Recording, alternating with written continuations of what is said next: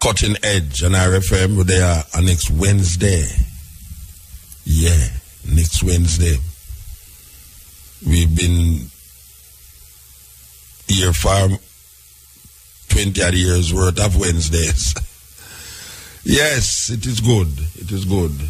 It is good.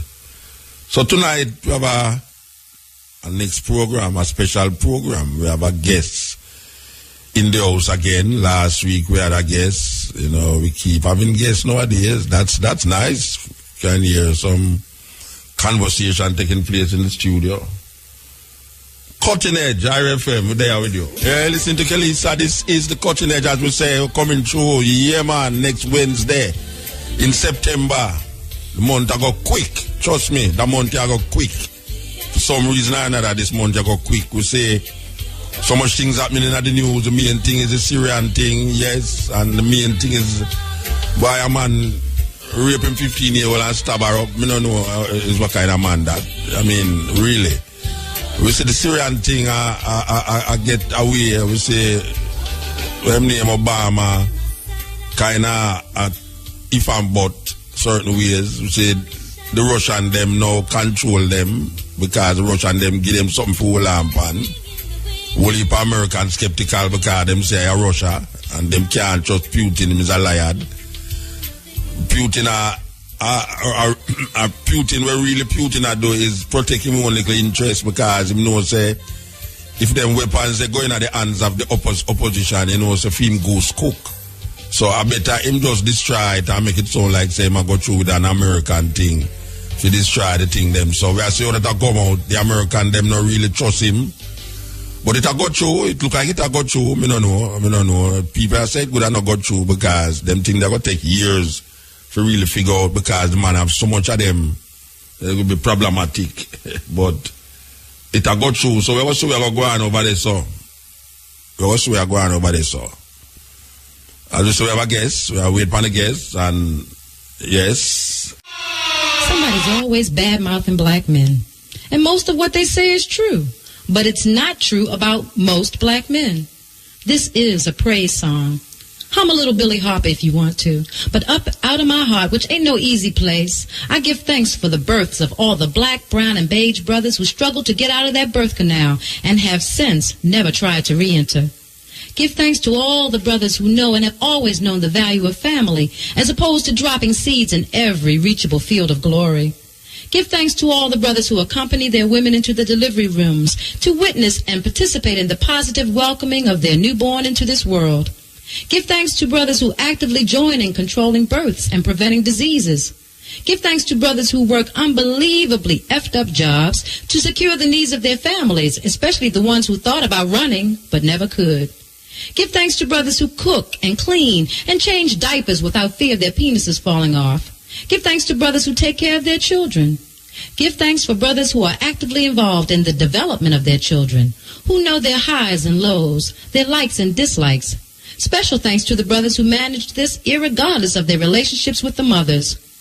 Give thanks to the brothers who save other brothers' harvest, who take the mother and therefore take the children, whether they are liked by them or not. These brothers don't come in masses, but are many enough to mention. Give thanks to the brothers who have no children, but who treat all of our children like they are really all ours. And instead of worrying them about the win of fatherhood, we should be grateful for the love they do share. Give thanks for brothers who love and respect their mothers, and therefore love and respect black womanhood. Give thanks to brothers who let a woman be herself without trying to mold her or shape her into a piss-poor imitation of a white girl. Give thanks to brothers who like the women they sleep with and who don't sleep with women they don't like. Give thanks for the brothers who have taken the time and the care to patch up the injuries on the hearts of sisters who ran head on into the wrong nigger. Give thanks for brothers who let their black women be their friends without trying to seduce them further on down the road. Give thanks to brothers who don't take advantage of women even when they know they can. Those who pass up the opportunities to pimp no matter how available they may be. Give thanks to the brothers who have never, ever raised their hands against a woman. Let me just back up and give them a little bit more thanks on that. Give thanks to brothers who oppose rape first in their hearts and who defend black women without having to know them. I'm talking about those stalking moments when sisters ask unknown brothers to walk with them or watch them to their cars, and the average blood who gives her that coverage without a pause. Give thanks to the brothers who resisted and do resist enslavement through drugs, and for the lesser heroes, give thanks also for those who are enslaved but yet warn others about the wicked possibilities. Give thanks for brothers who love other brothers without fear of freakiness. Give thanks to brothers who tell the police nothing. Yesterday, today, and tomorrow too. Divine thanks to those who will die and have died rather than betray black secrets. Give thanks to brothers who receive fame and yet remain beautifully true to the race and its image. Give thanks for the self-employed and the inspiration they give us all as we struggle to be self-reliant. And give everlasting thanks to any and all brothers who have paid the extravagant cost of being brothers, no matter how high the bill. Fiery FM, thought-provoking, always smoking, lyrics like a bazooka. You are listening to Muta Baruka. Yes, today is the New Year in Ethiopia. As you all know, if you don't know yet, Ethiopia have a 7-year difference in calendar. They use the Julian calendar. Thus, Ethiopia have 13 months in that Julian calendar situation. You know, it amazes how people always say Ethiopia has never been conquered. And when we look on what is conquered, we tend to see it as something of a physical occupation of a land and the overthrow of its government or its system of government. So you say the place has been conquered. People say Ethiopia has never been conquered. But I put it to you that when we look on Ethiopian history, as far as Ethiopians, as far as the church wanted to go, and we keep saying it, that isn't it ironical that the most ancient land and country on earth use a peripheral idea to validate it in history, where most Ethiopians don't know about Ethiopian history. They know about the Judaic interruption of their Ethiopian history in Ethiopia. So most Ethiopians' history of Ethiopia start where the church says Makeda visit Solomon and Solomon impregnate Makeda, and that ushers in the Solomonic dynasty in Ethiopia. And most people follow this story that has been rewritten, resaid over and over in Ethiopia to actually validate Ethiopia. So I ask the question, why would a ancient country use a story outside of Ethiopia to validate Ethiopia, when Ethiopia history go way beyond Solomon, David, and all these people? And why would a ancient country use a Greek word to consciously, a Greek word to consciously instill in their people the idea of a savior? Because whether we want to accept it or not, There is no word in Ethiopia for Jesus Christ. The word that the Ethiopians use is a word by the Greeks, Jesus Christos. And even the very name that we use, Ethiopia, is derived from Greece.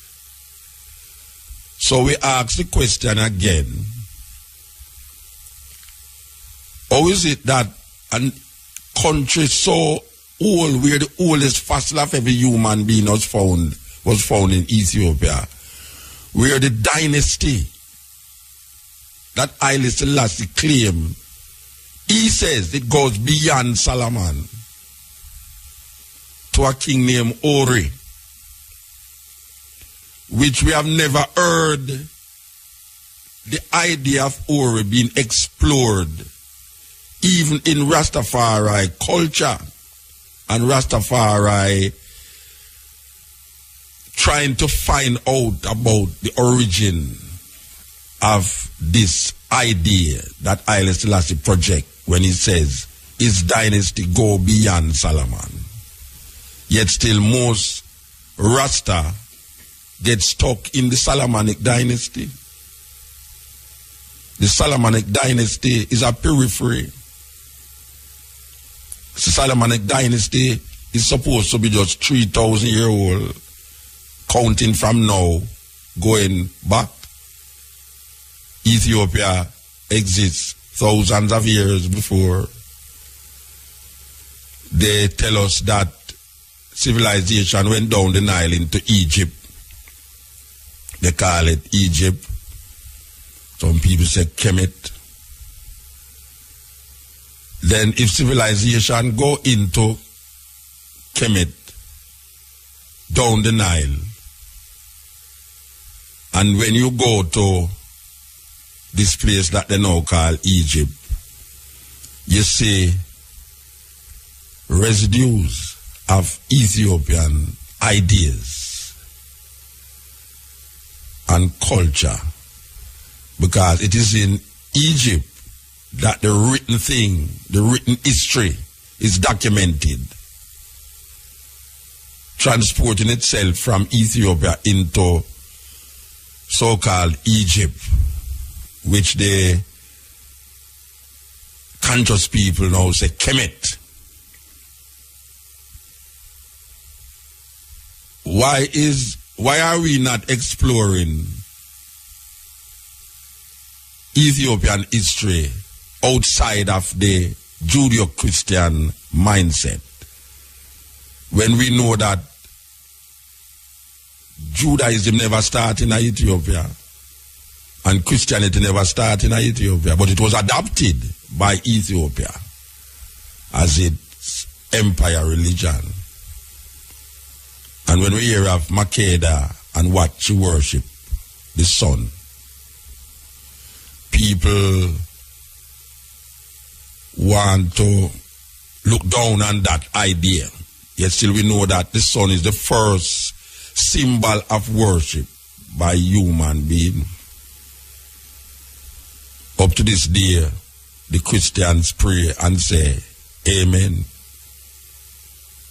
And if we should analyze and really investigate where Amen or Amen come from, we would know that it is still giving credence to the sun. We are back in the Kemetic understanding of Aman-Ra. So we know all these things, but we still refuse to reevaluate or come to a new faculty of interpretation about what we interpret things to be. When we know that a lot of things that we interpret things, when we interpret it, it only based upon a belief. And sometimes when we say knowledge come, we have to examine our belief. Because belief is not knowledge. Belief is something that you hold on to through faith and hope that it is right. If you come to an understanding through knowledge that this is right, so be it. But we find that most of the times when we take the path of religion, knowledge seems to override most of our belief system when it comes on to religion. So we ask the question again. In Ethiopia today is the beginning of the new year. How did Ethiopia get a calendar named Julian calendar? From Julius Caesar, the Roman emperor. And we use a calendar named the Gregorian calendar, which comes from Pope Gregory. African people validating their time and essence of their time based upon the Roman idea of time. Wrong or right? We still want to find out, why is it that we are validating ourselves continuously through the European logics of time, when we know that European logics of time has bundled up a lot of things? 4 7s, 28. Them say 4 weeks make 1 month. If I was a little child looking upon it, if say 4 weeks make 1 month, I said, then how come August have so much days? Over 28 days. And why is it that February is only true 4 7s, 28? And then August, September, Julia, Caesar, Augustus, Caesar, Septimus. All of these names are Roman names to validate our time, our existence. How did we come to that understanding that we now declare it as the only true way of marking time?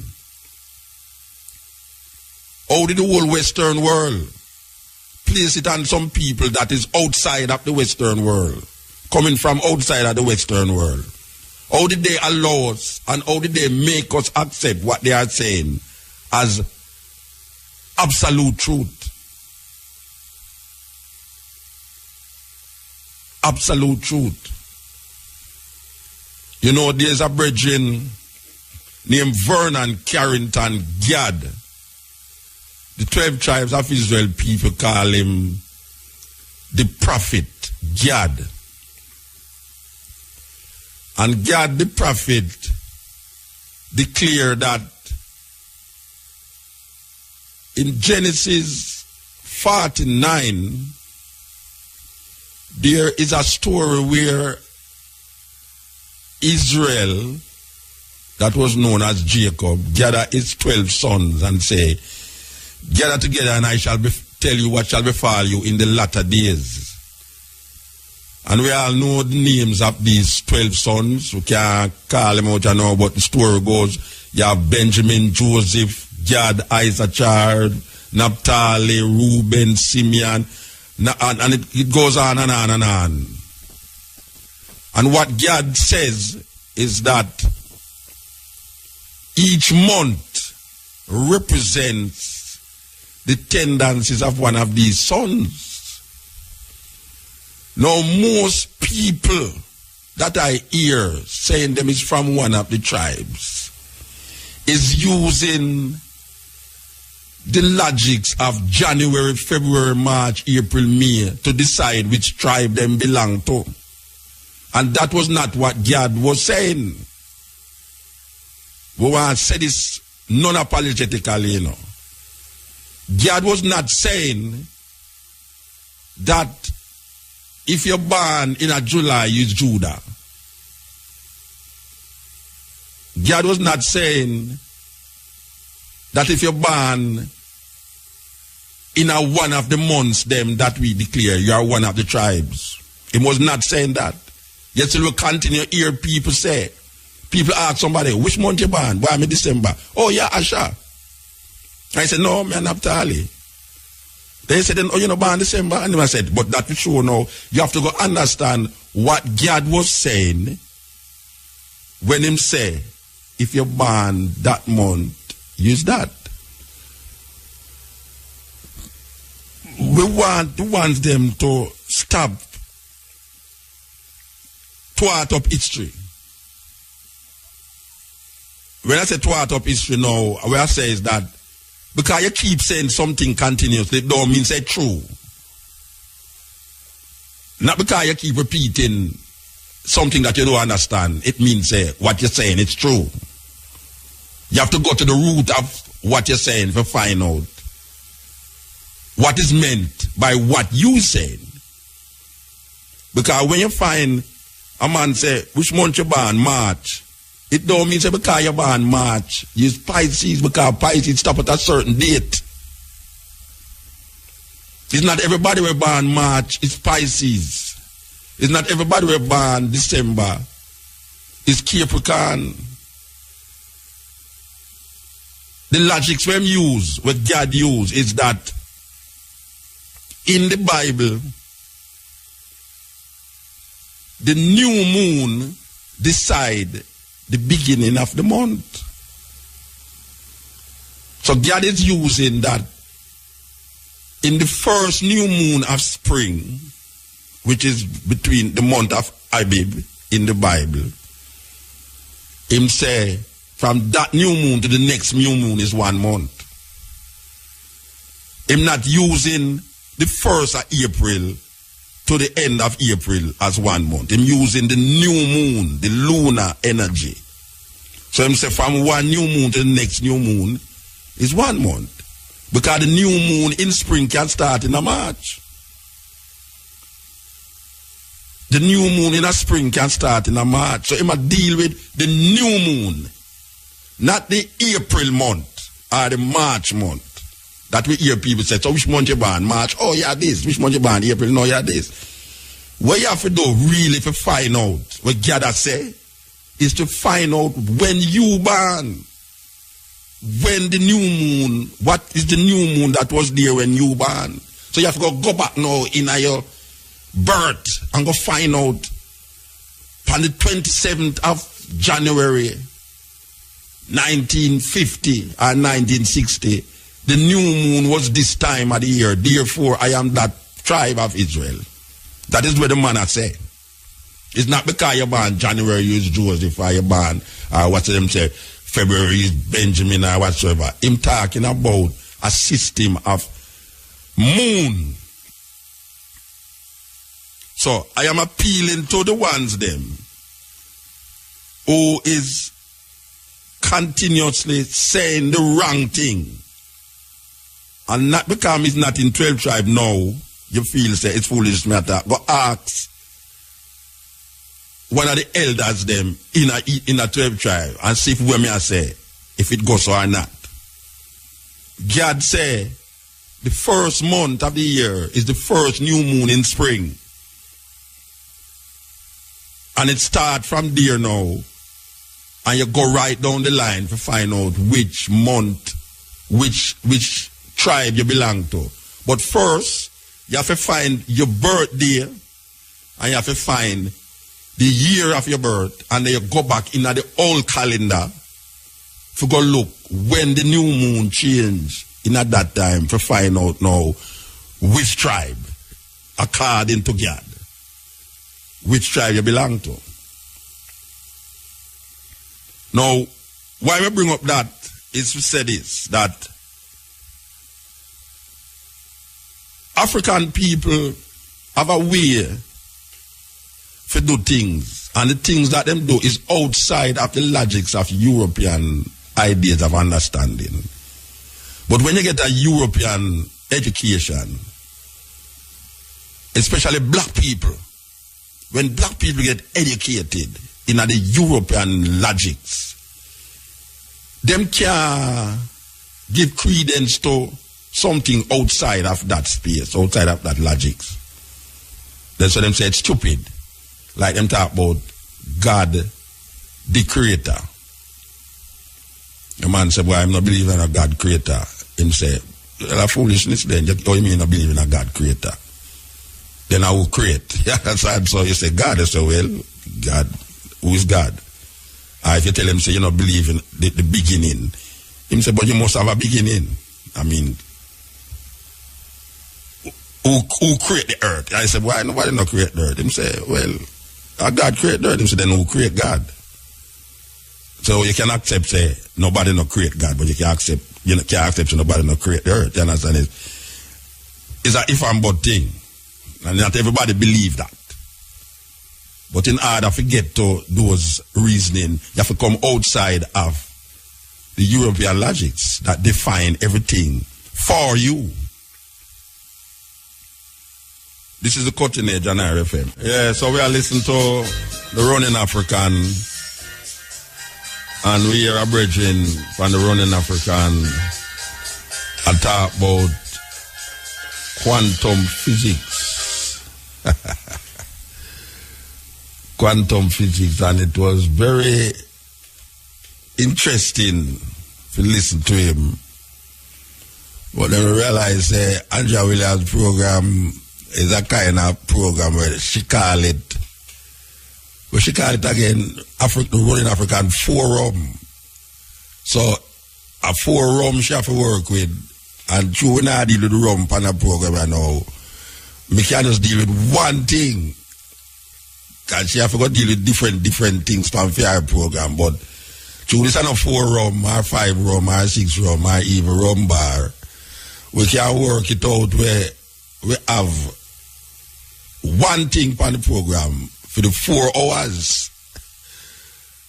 So we decide, so we're going to invite the brethren from the Running African program to come on this program here, because we find when they say to be very interesting. I feel say we should have talked more about where we talk about and discuss maybe even deeper than where I expect to go with it. I don't know how far I expect to go. Yes, thank you for the opportunity to speak here again.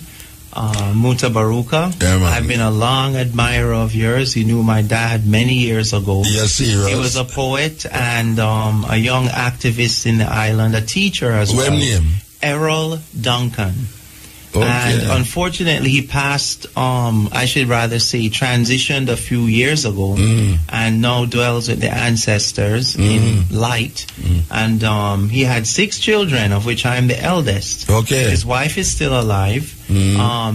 All of us are doing different things, but I'm the one who I could say has taken on the mantle of a teacher. The difference is I chose to go into mathematics and physics, whereas my father was more of a historian, a linguist, philosopher, and that influenced my study of mathematics profoundly. Okay. In the sense that he didn't want me to simply become, and I have to quote his words as plainly as he put it, another crazy, distracted black radical is how he put it.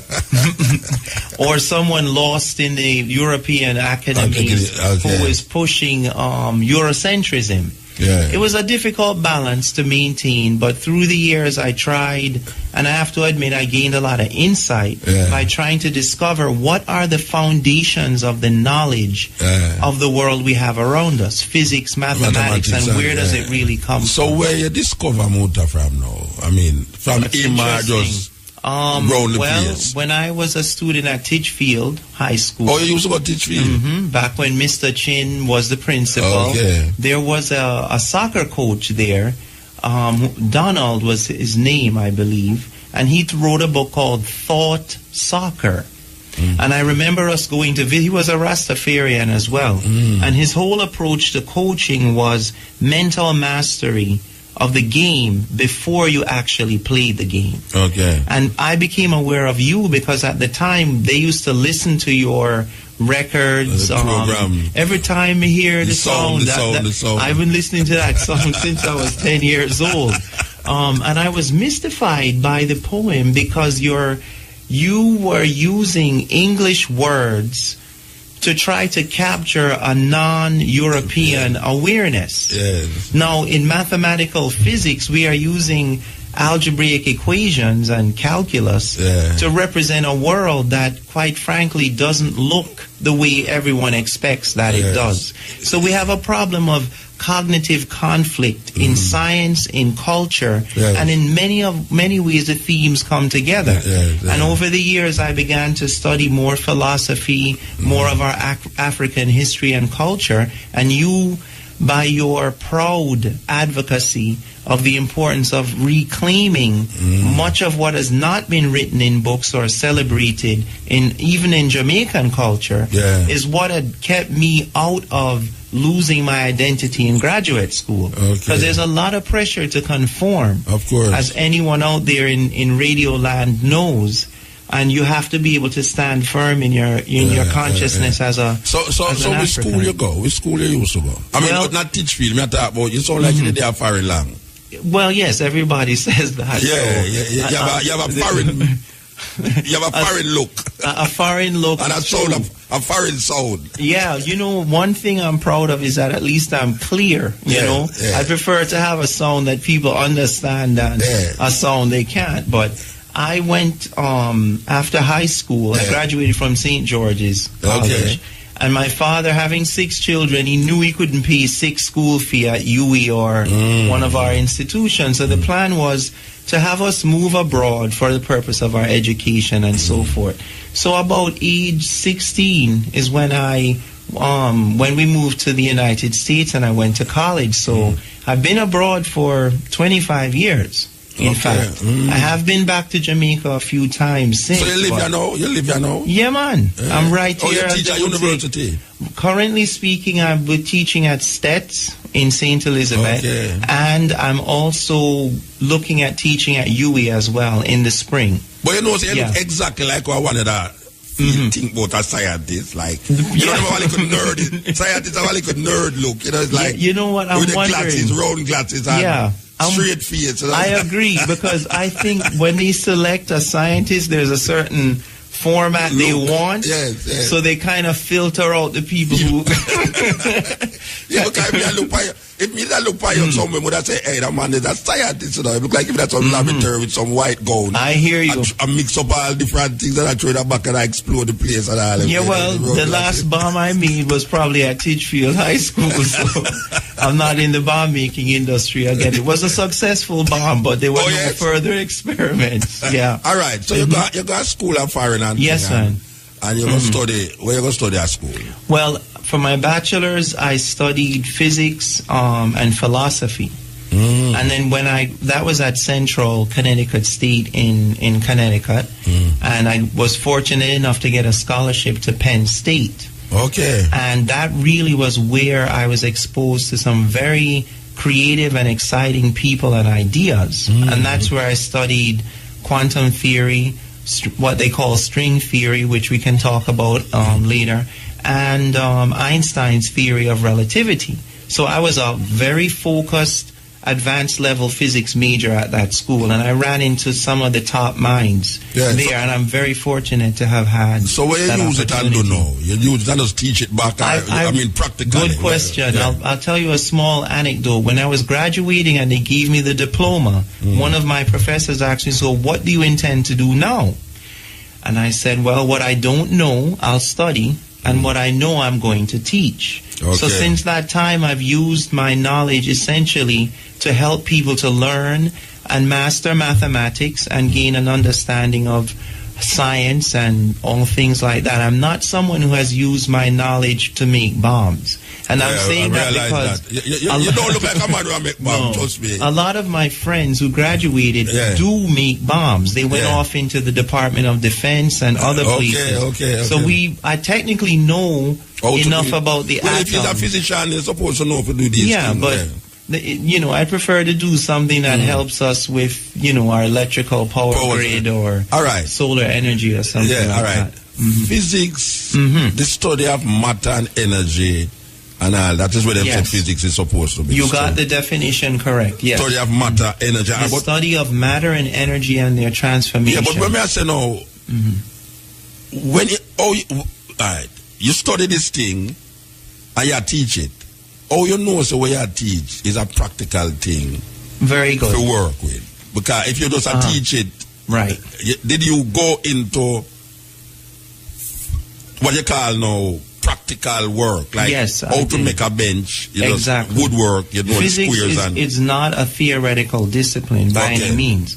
Every year that I was a physics major, even in high school, you have between 4 to 8 hours of laboratory where you have to learn how to create integrated circuits. Okay. You have to learn how to essentially design most of our modern machinery, everything from an automobile to aircraft.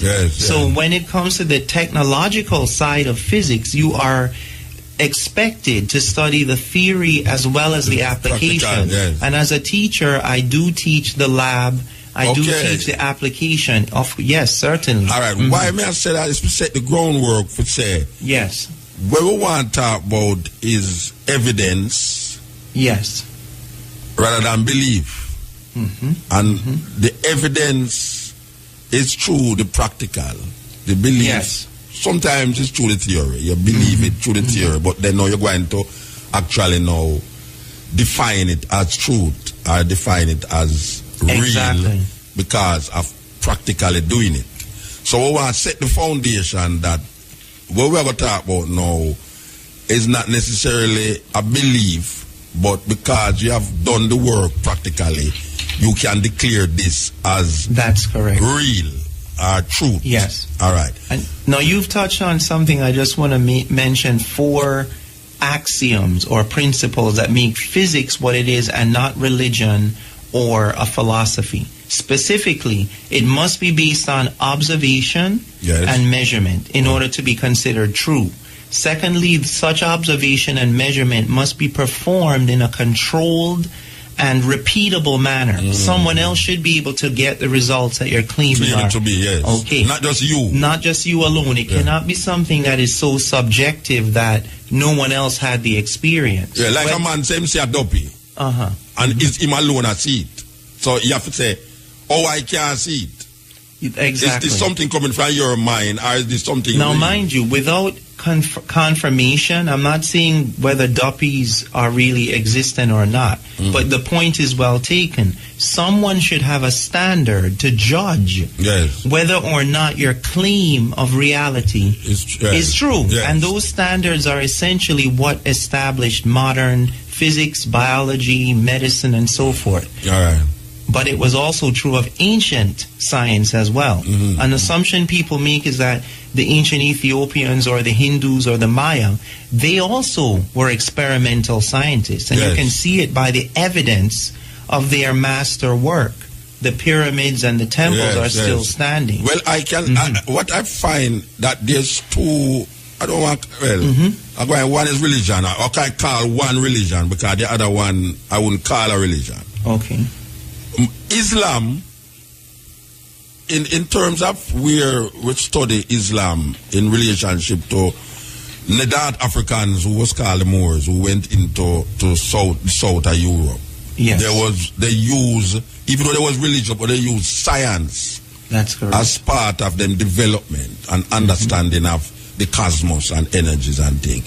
And then you have Buddhism, that you couldn't call Buddhism a religion because it do have a deity in the center. If you said this is God, so there's no God that you point to in Buddhism. You have an enlightened one who move your soul and your consciousness into the higher level, right? So you wouldn't say it is God. So you wouldn't call Buddhism a religion. Then I don't call Buddhism a religion. It's more a way of enlightenment. All right. When we use science, and we don't want the Jamaican people them get me wrong now when we say science. When me say it's over, I work with it right now. We are dealing with physics, right? All right. Physics is studying matter and energy. Matter is tangible, energy is not. You'd agree with that? Yes. To clarify, when we talk about matter, we're referring to something that has length, volume, yes. Mass, yes. and other properties like the ability to respond to temperature change and so forth. So that's why we say tangible. All of these things are quantifiable. Yeah, and then now when we say energy, we're talking about something that is not necessarily tangible. Well, energy is a little bit more difficult to describe because our language is based on objects like a hat, a shoe. Energy refers to the necessary expenditure of work in order to cause something to change its state.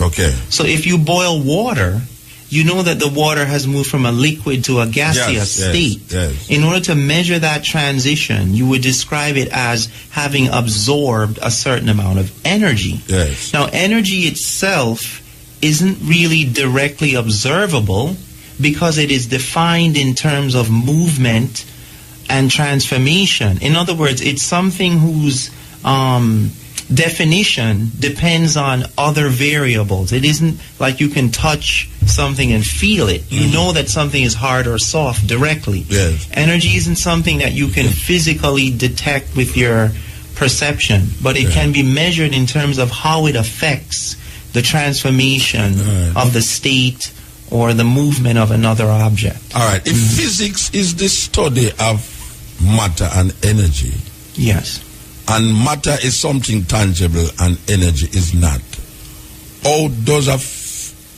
one who study physics are going to a laboratory and know that there's something there named energy? Well, what is calling energy? What is he calling energy when he goes into the laboratory? I'm going to try to... The way to describe this is that matter could be referred to as the amount of weight an object has, right? Like you put it in a scale, you can see 2 pounds of ackee, for example, or 4 pounds of sugar, okay? Energy, on the other hand, is that if you take that sugar and you throw it, and so it hits someone, now you're not just talking about the 3 pounds of sugar anymore. That sugar has traveled through space a certain distance. And measuring how much that change has occurred is a measure of the energy. If I throw it harder, then I threw it with more energy. So it's something like saying, I know that Muta is in the studio because I can hear his voice on the radio. No, people out there, the only person seeing you now is me. But they're going to be able to infer logically that you must be in the studio. Do you understand what I'm saying? But then I may not be in the studio.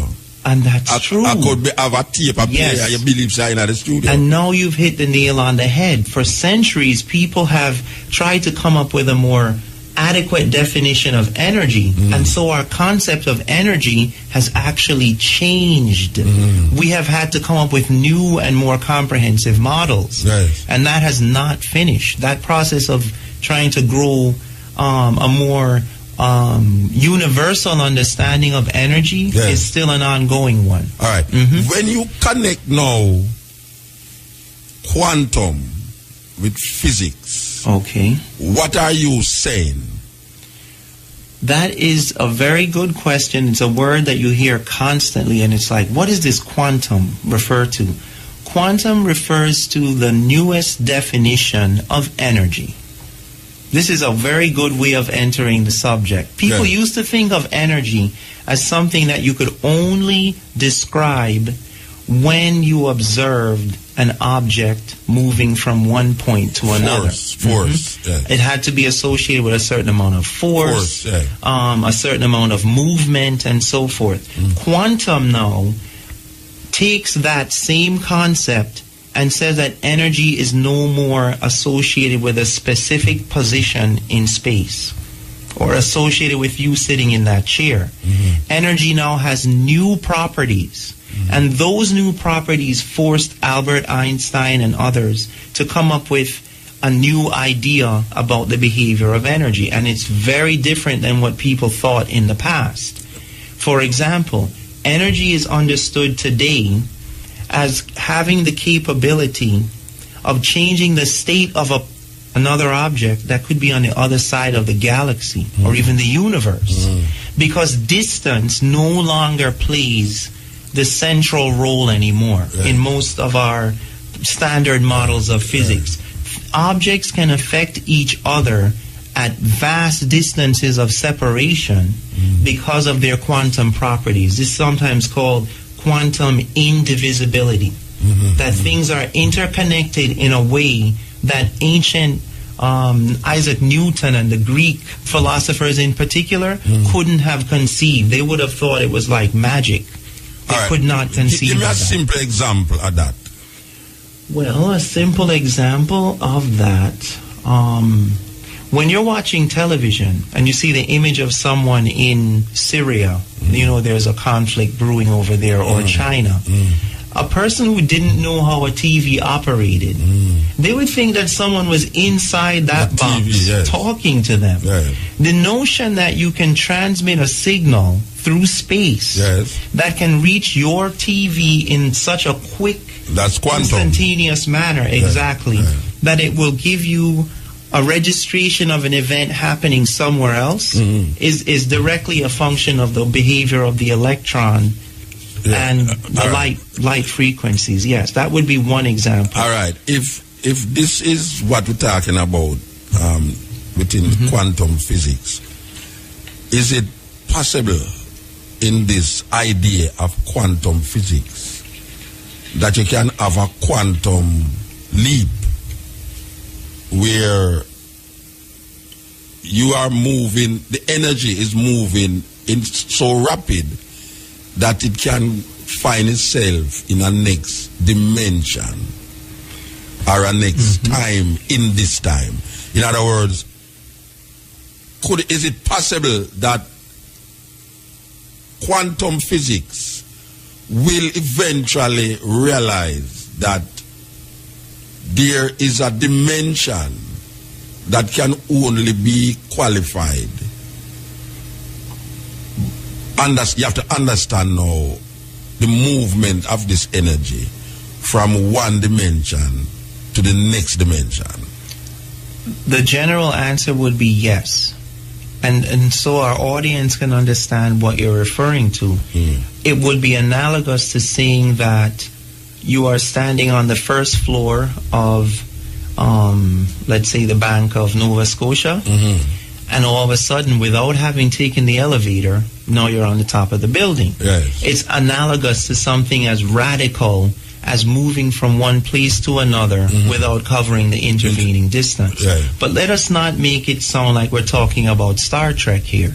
I'm going to give you a very concrete example. Maybe it's Star Trek in reality. Well, before we get to that stage, most theories today, and I don't want to jump too far, say that something like Star Trek may be possible within the next 100 years.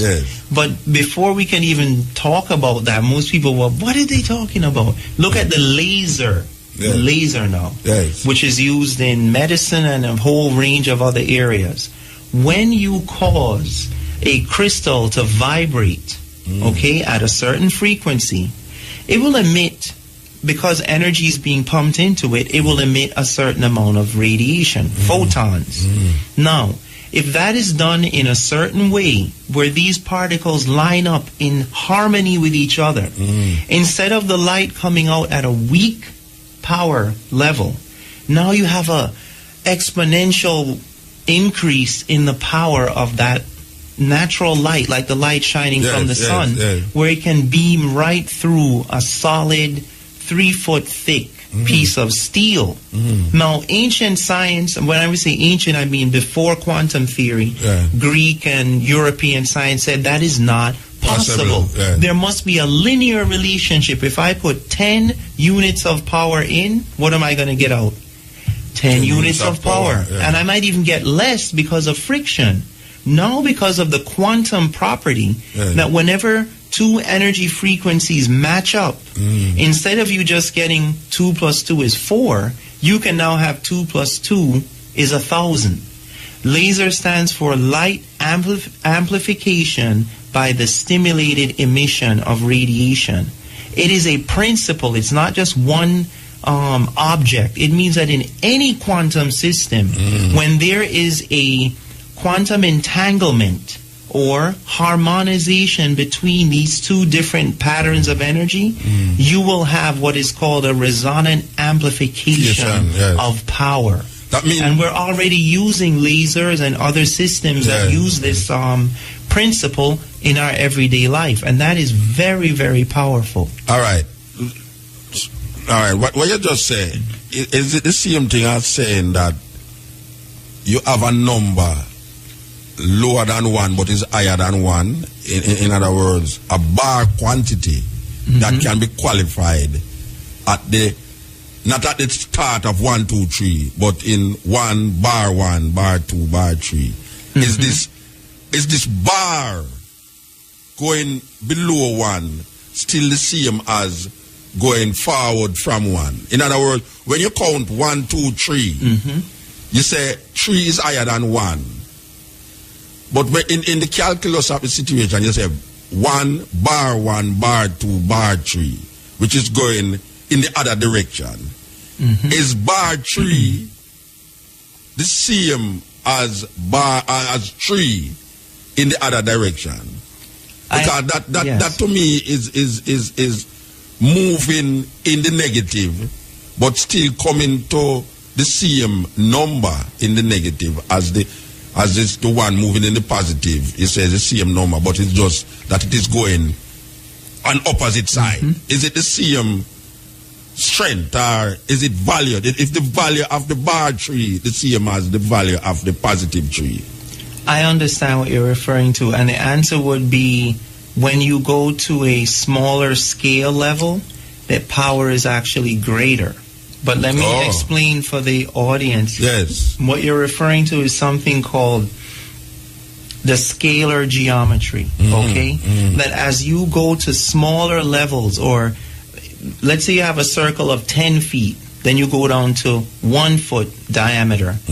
As you go down to the atomic level, stronger. The power involved in that smaller region gets stronger. Yeah, definitely. And the reason for that is something in physics that is referred to as a 0-point energy. Yes. It refers to the fact that energy does not ever reach what we would call an absolute state of no energy at all. Because of the nature of quantum phenomena, there is always a boundary non-zero value, and this energy is pervasive at the subatomic level. And let me translate what that means. It means that we have an ocean of almost limitless subatomic energy around us, vaster than anything we have in our oil and gas reserves or electrical power grid, much vaster. It's difficult to access. And there's a notion that sometime in the near future, humanity might be able to tap into this ocean of energy. It's almost as if what we thought was empty space isn't empty. There's even a book called Space is Not Empty. And it refers to the fact that empty space, the so-called vacuum, is pure concentration of energy. And it almost sounds like energy is something.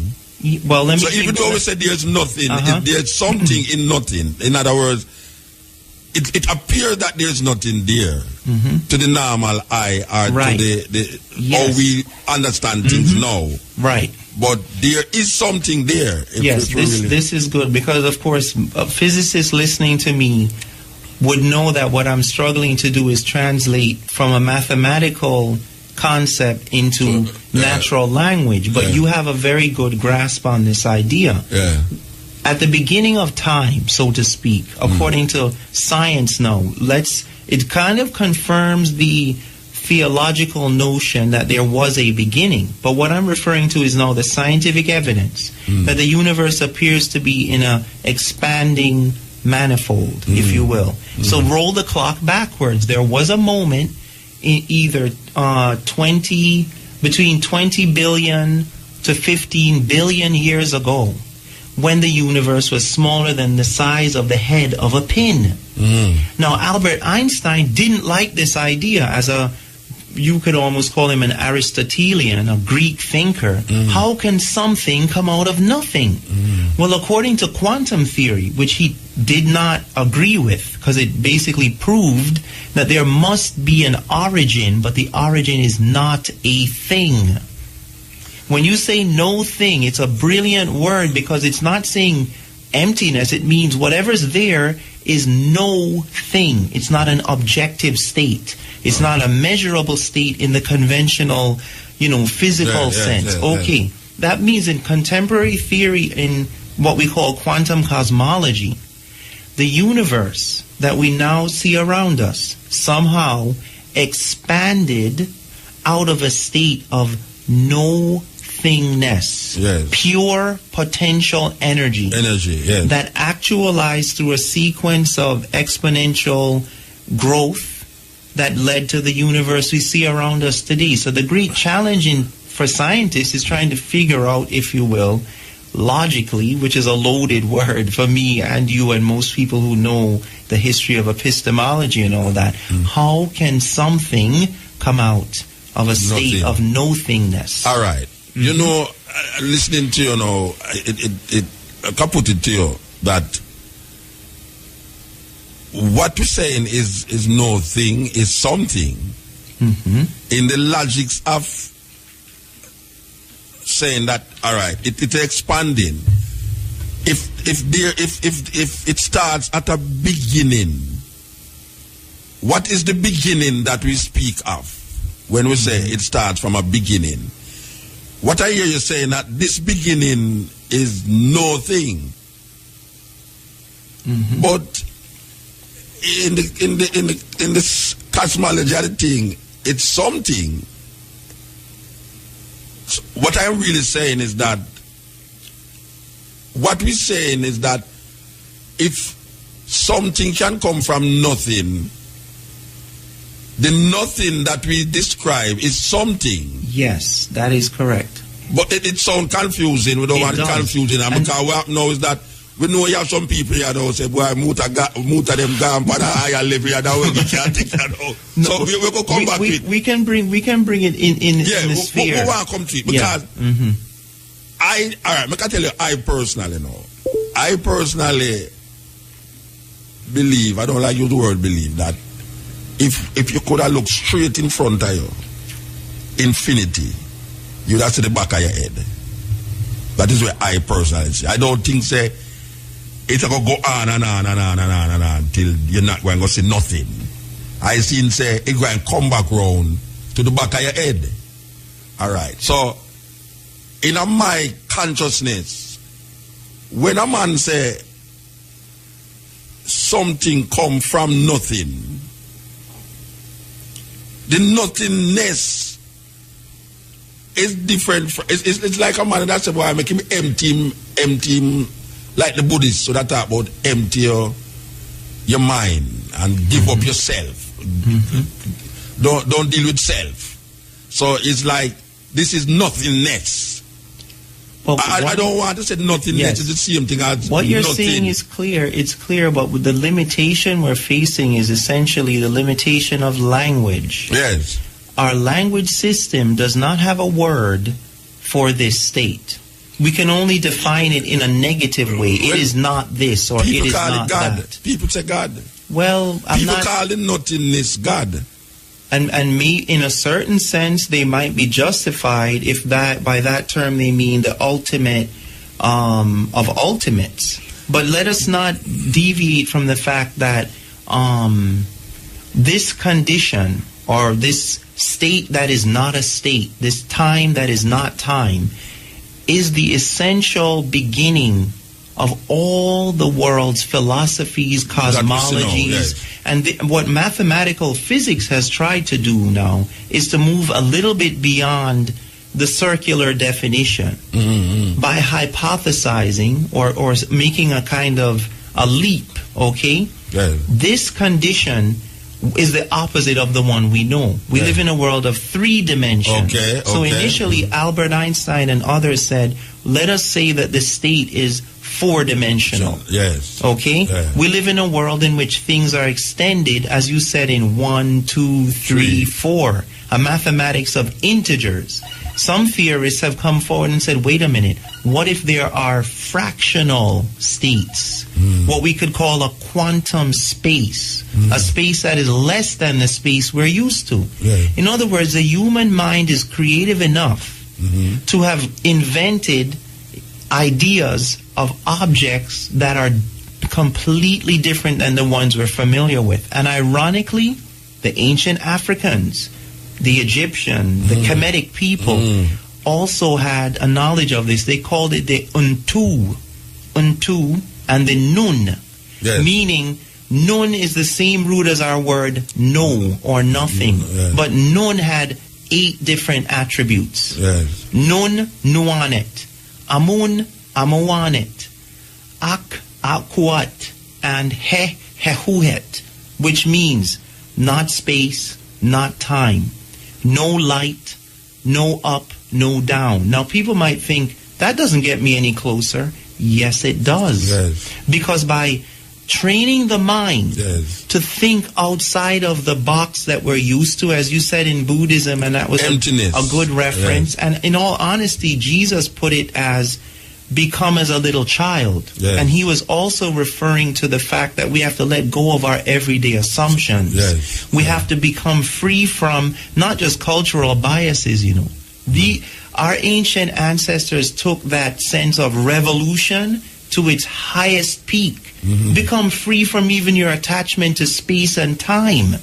Because if the mind cannot conceive of anything but noun, verb, adjective, you know, all time is a sequence of thoughts. So we are trapped by the sequence of thought. The minute we step outside of that, the problem of creation not only is, in a sense, solved, I would rather say it takes on a different character. We are projecting humanity on the universe. We are not looking at the world, as Jesus put it, and other philosophers after him, with the eyes of a newborn child. Does a child look at the world and see up, down, left, right?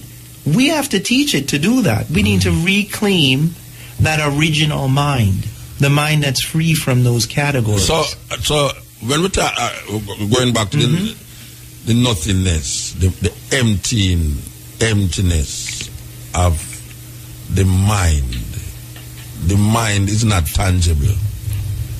The mind is not something that you see. The mind is not something that you hear. The mind is just the mind. The mind is not nothing. But because of the language that we use, we cannot define it in the space that it is deserved to be. That's correct. So we say the mind is something, but then it is really nothing, because you can't locate it nowhere in your body, and you can't locate it nowhere in space, but it exists.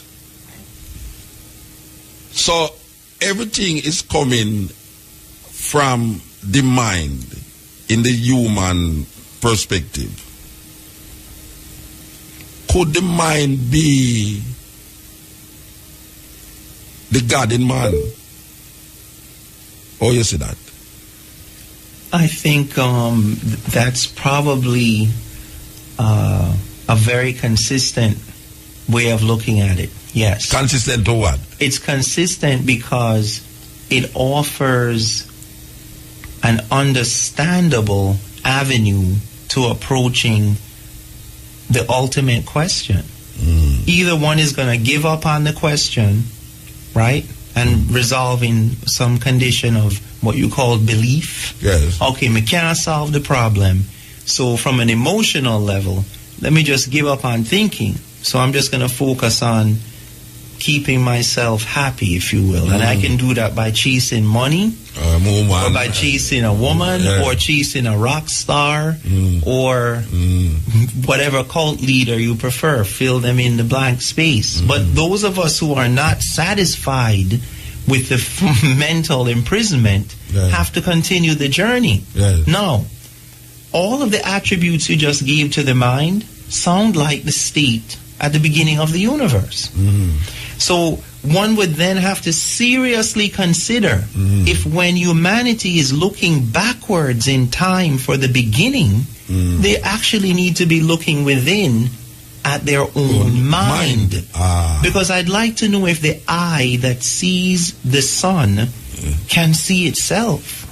That is why I say that you see where I get somewhere. That is why I say if you look through the universe, you come back to the back of your head, which is you, which is the eye.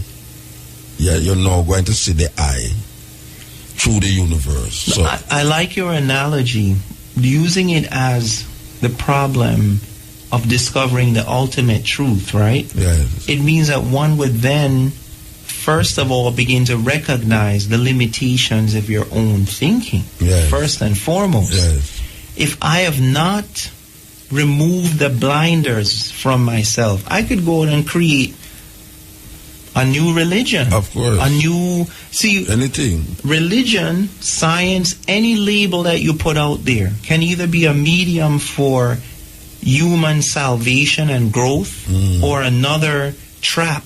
It just depends on how the person and sincerely is looking for the truth, you know. Because a lot of people run into something like they're running from a burning building and don't realize the building they're running into is on fire. Find out where you're going. Don't just look at where you're coming from. You understand that a lot of people fight against what we're talking about, for example, purely out of a need to justify themselves. They're unwilling to really Some think. people, when them can't understand something, them say foolishness. Someone told me that I was a fool the other day, and I admired them for telling me that. Where them tell you that? Lots of places. No, look at Bridget. Me are the maddest man parade, man. Me are the maddest man parade. This is the cutting edge on RFM. I hope not go too deep or too high for the listener, but it's something where we are get to. We are get to it. You understand? We are get round to it. Though his voice may shatter your dreams as the north wind lays waste the garden, for even as love crowns you, so shall he crucify you. Even as he is for your growth, so is he. Yeah, that is Khalil Gibran words. But the reason why I play that is to say something about the language that him use to describe love. Him say E. Him call love E, do E, right? The mind is it. People refer to the mind as it, right? When them say the mind, them say it is or it is. My question to you is this now. Why is it that if this thing is not tangible, right, and we just talk about could the mind be what people term as God? If this thing is not tangible, if it is energy that is passing,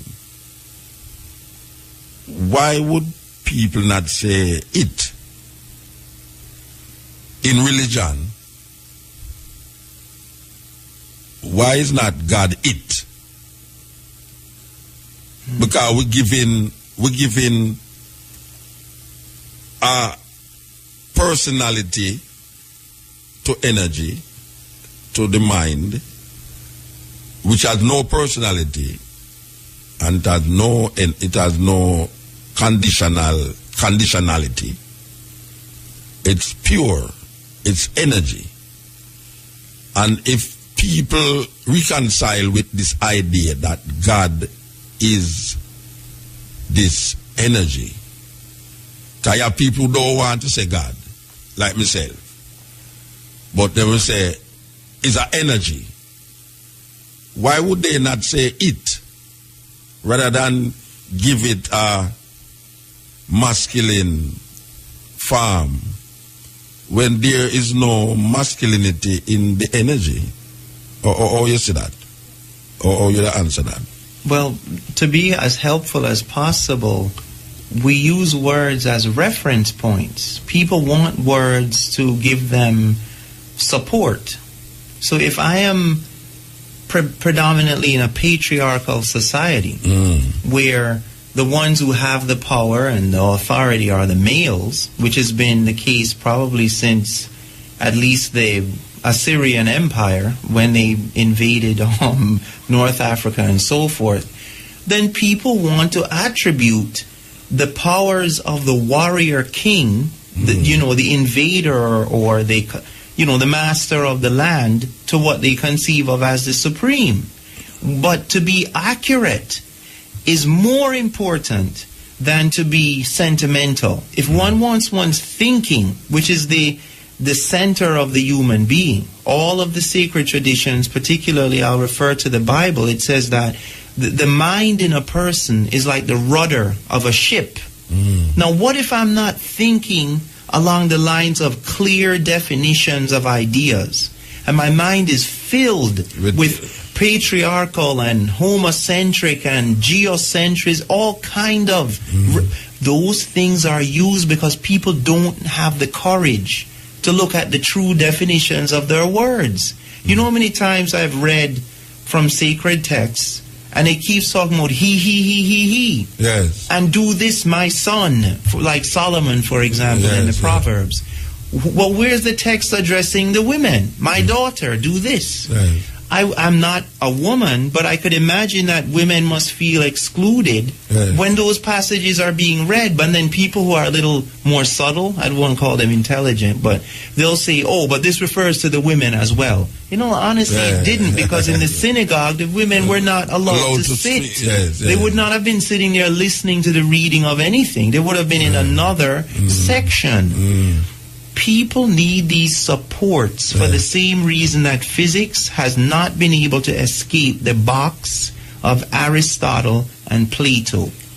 If you are going to step outside of the accepted definition, you're going to experience the wasteland, as you know, and I hope you have a cutting edge.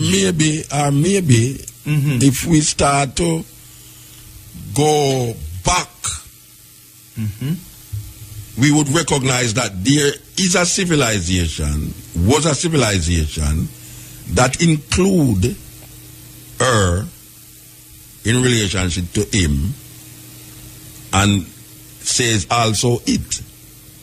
Because if we look on the idea of Osiris, Horus, and Isis, the words that them use, would see that the sun, S-U-N, is the center of that philosophy, which is it.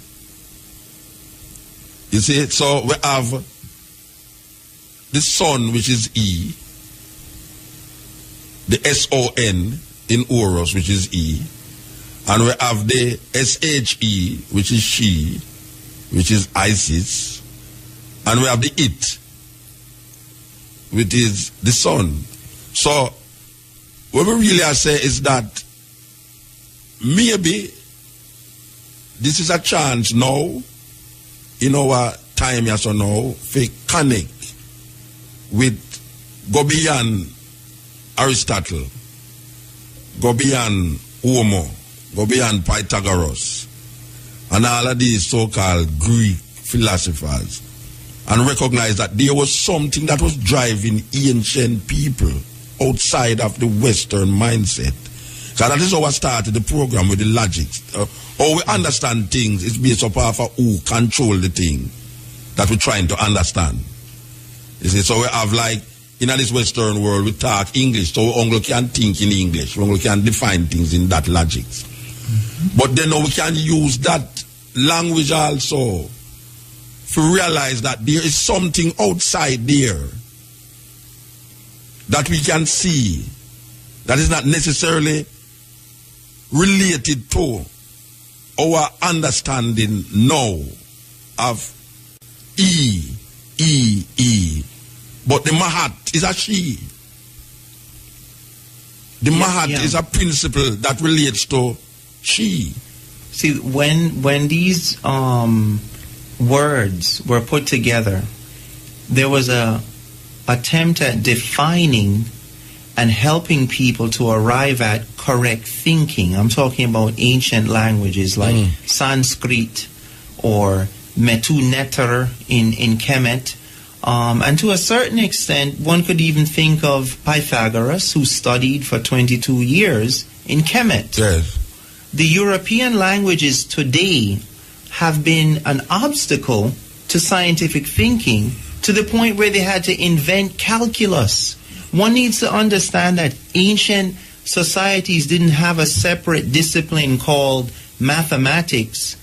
Mathematics was integral to the structure of the linguistics of their ancient languages. Of course, You couldn't learn Sanskrit or Metu Neter or ancient Mayan without simultaneously acquiring skills in math, astronomy. It was an elite study, and it took 15, 20 years to master. Especially maths. Absolutely. Which they used to unravel everything. No, you see, you use the word math, which is important. The word for divine teaching, matu or metu, is the same root as ma'at. Yes. So that the notion that the sacred scriptures are the same as geometry. Yes. When you know mathematics, you're approaching the divine mind. That didn't have to be explained to an ancient Egyptian or Hindu or the early civilizations in Latin America. Why? Because it was part of their daily culture.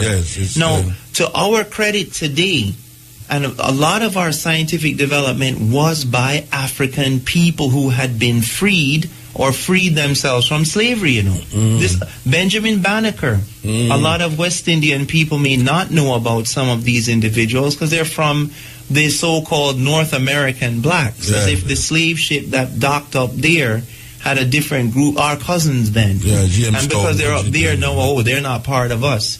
So you made a very good point. How do we reclaim a more adequate understanding of reality while thinking in languages that are deceptive and imperialistic to a high degree? It requires of the student, the teacher, and the person who's going about their daily life a heightened awareness of the danger of eating words that could be mental poison. So how you do it as a teacher? How you do it as a teacher? How you separate? I still just say, well, you know, this is my work. I'm going to just do it or me learn it.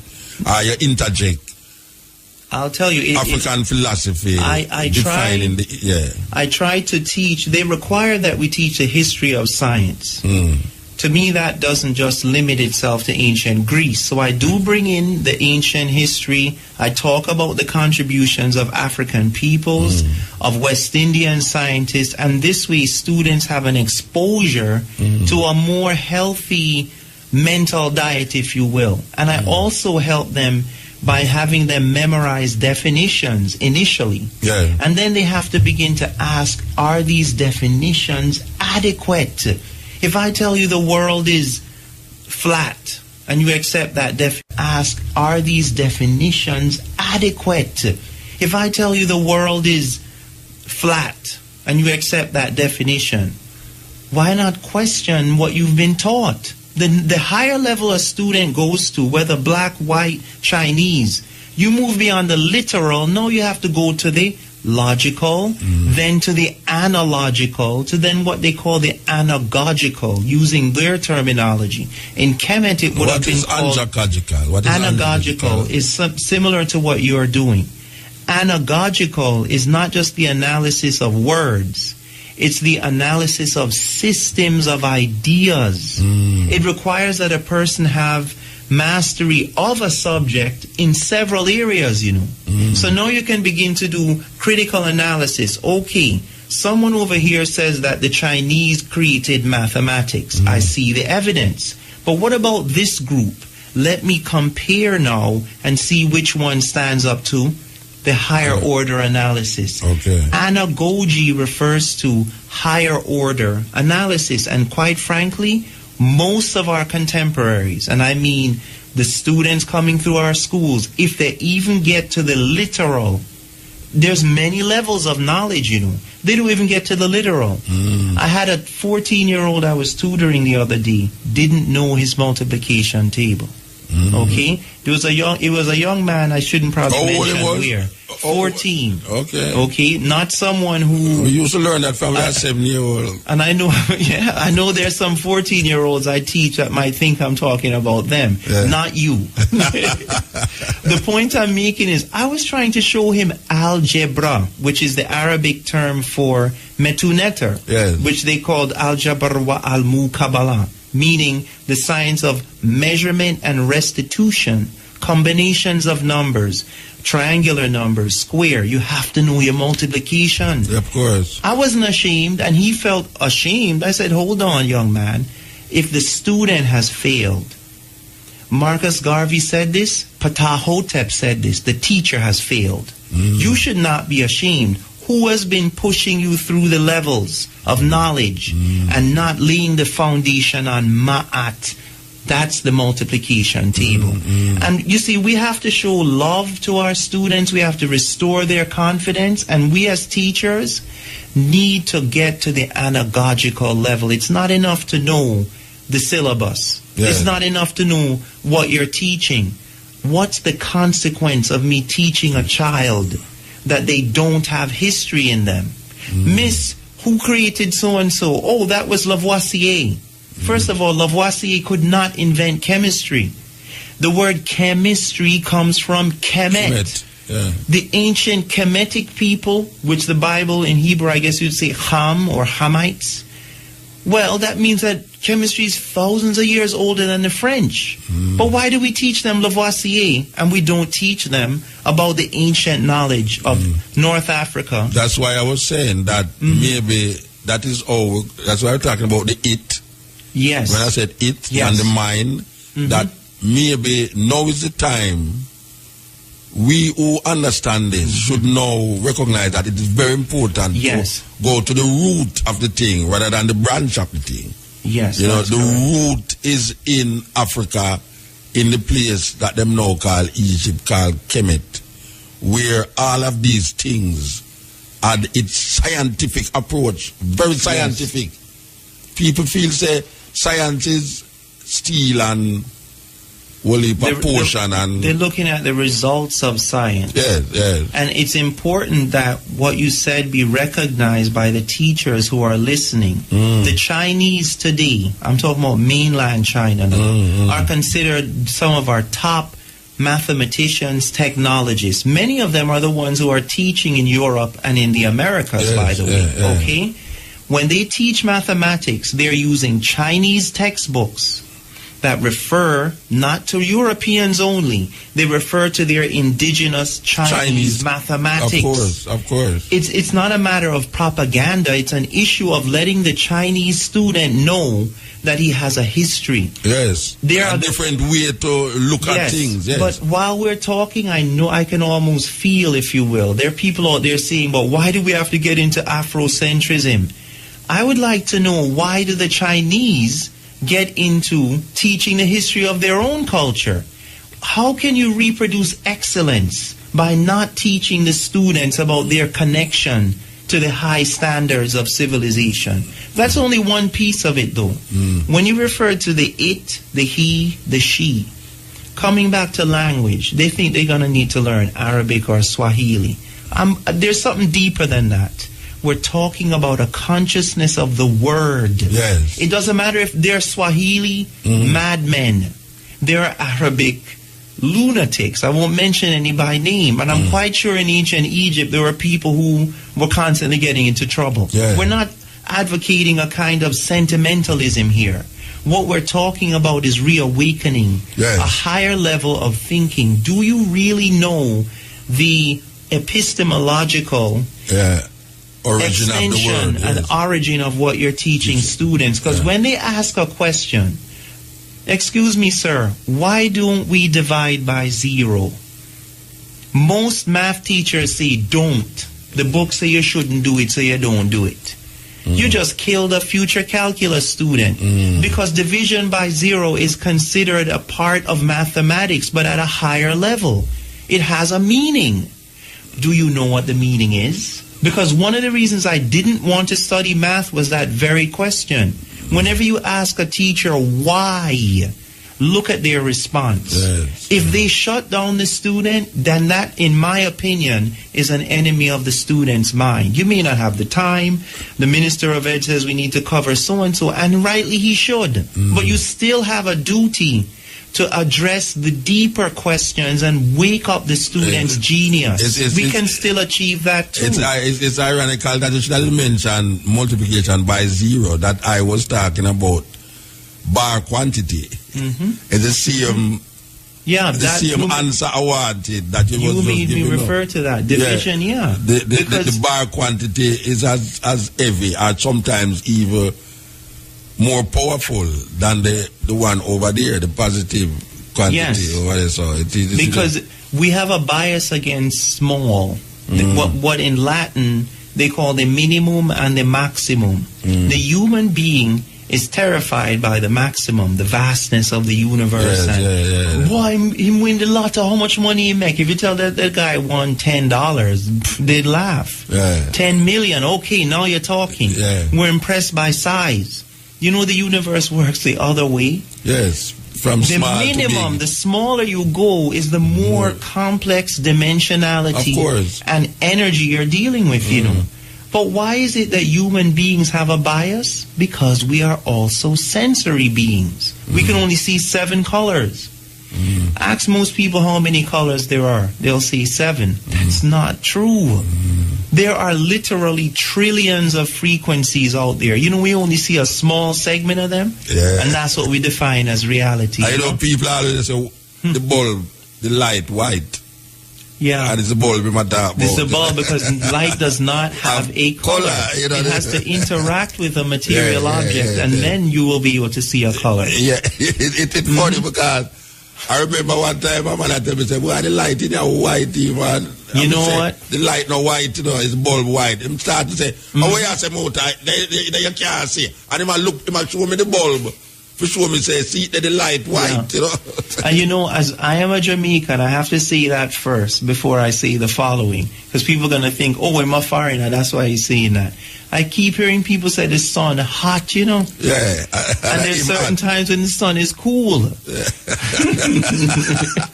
And I say it with love and admiration, but it comes out of our body.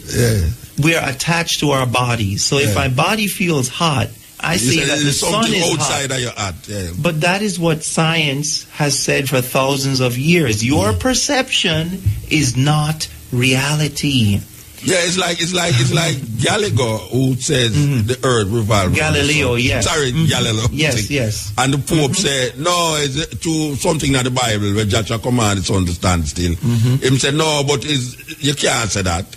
And them exile him for the rest of his life because him keep saying, no, it's the sun stay there, so and all the other things them go around it because them think that the earth was the center. The earth was the center of the universe, you know. And you know, it's funny, the Vatican sometime recently ago actually put out a statement that they were wrong about what Galileo had pronounced. Now, to some people that might be an occasion for celebration, but I want all of us to reflect on whether the truth can change or not.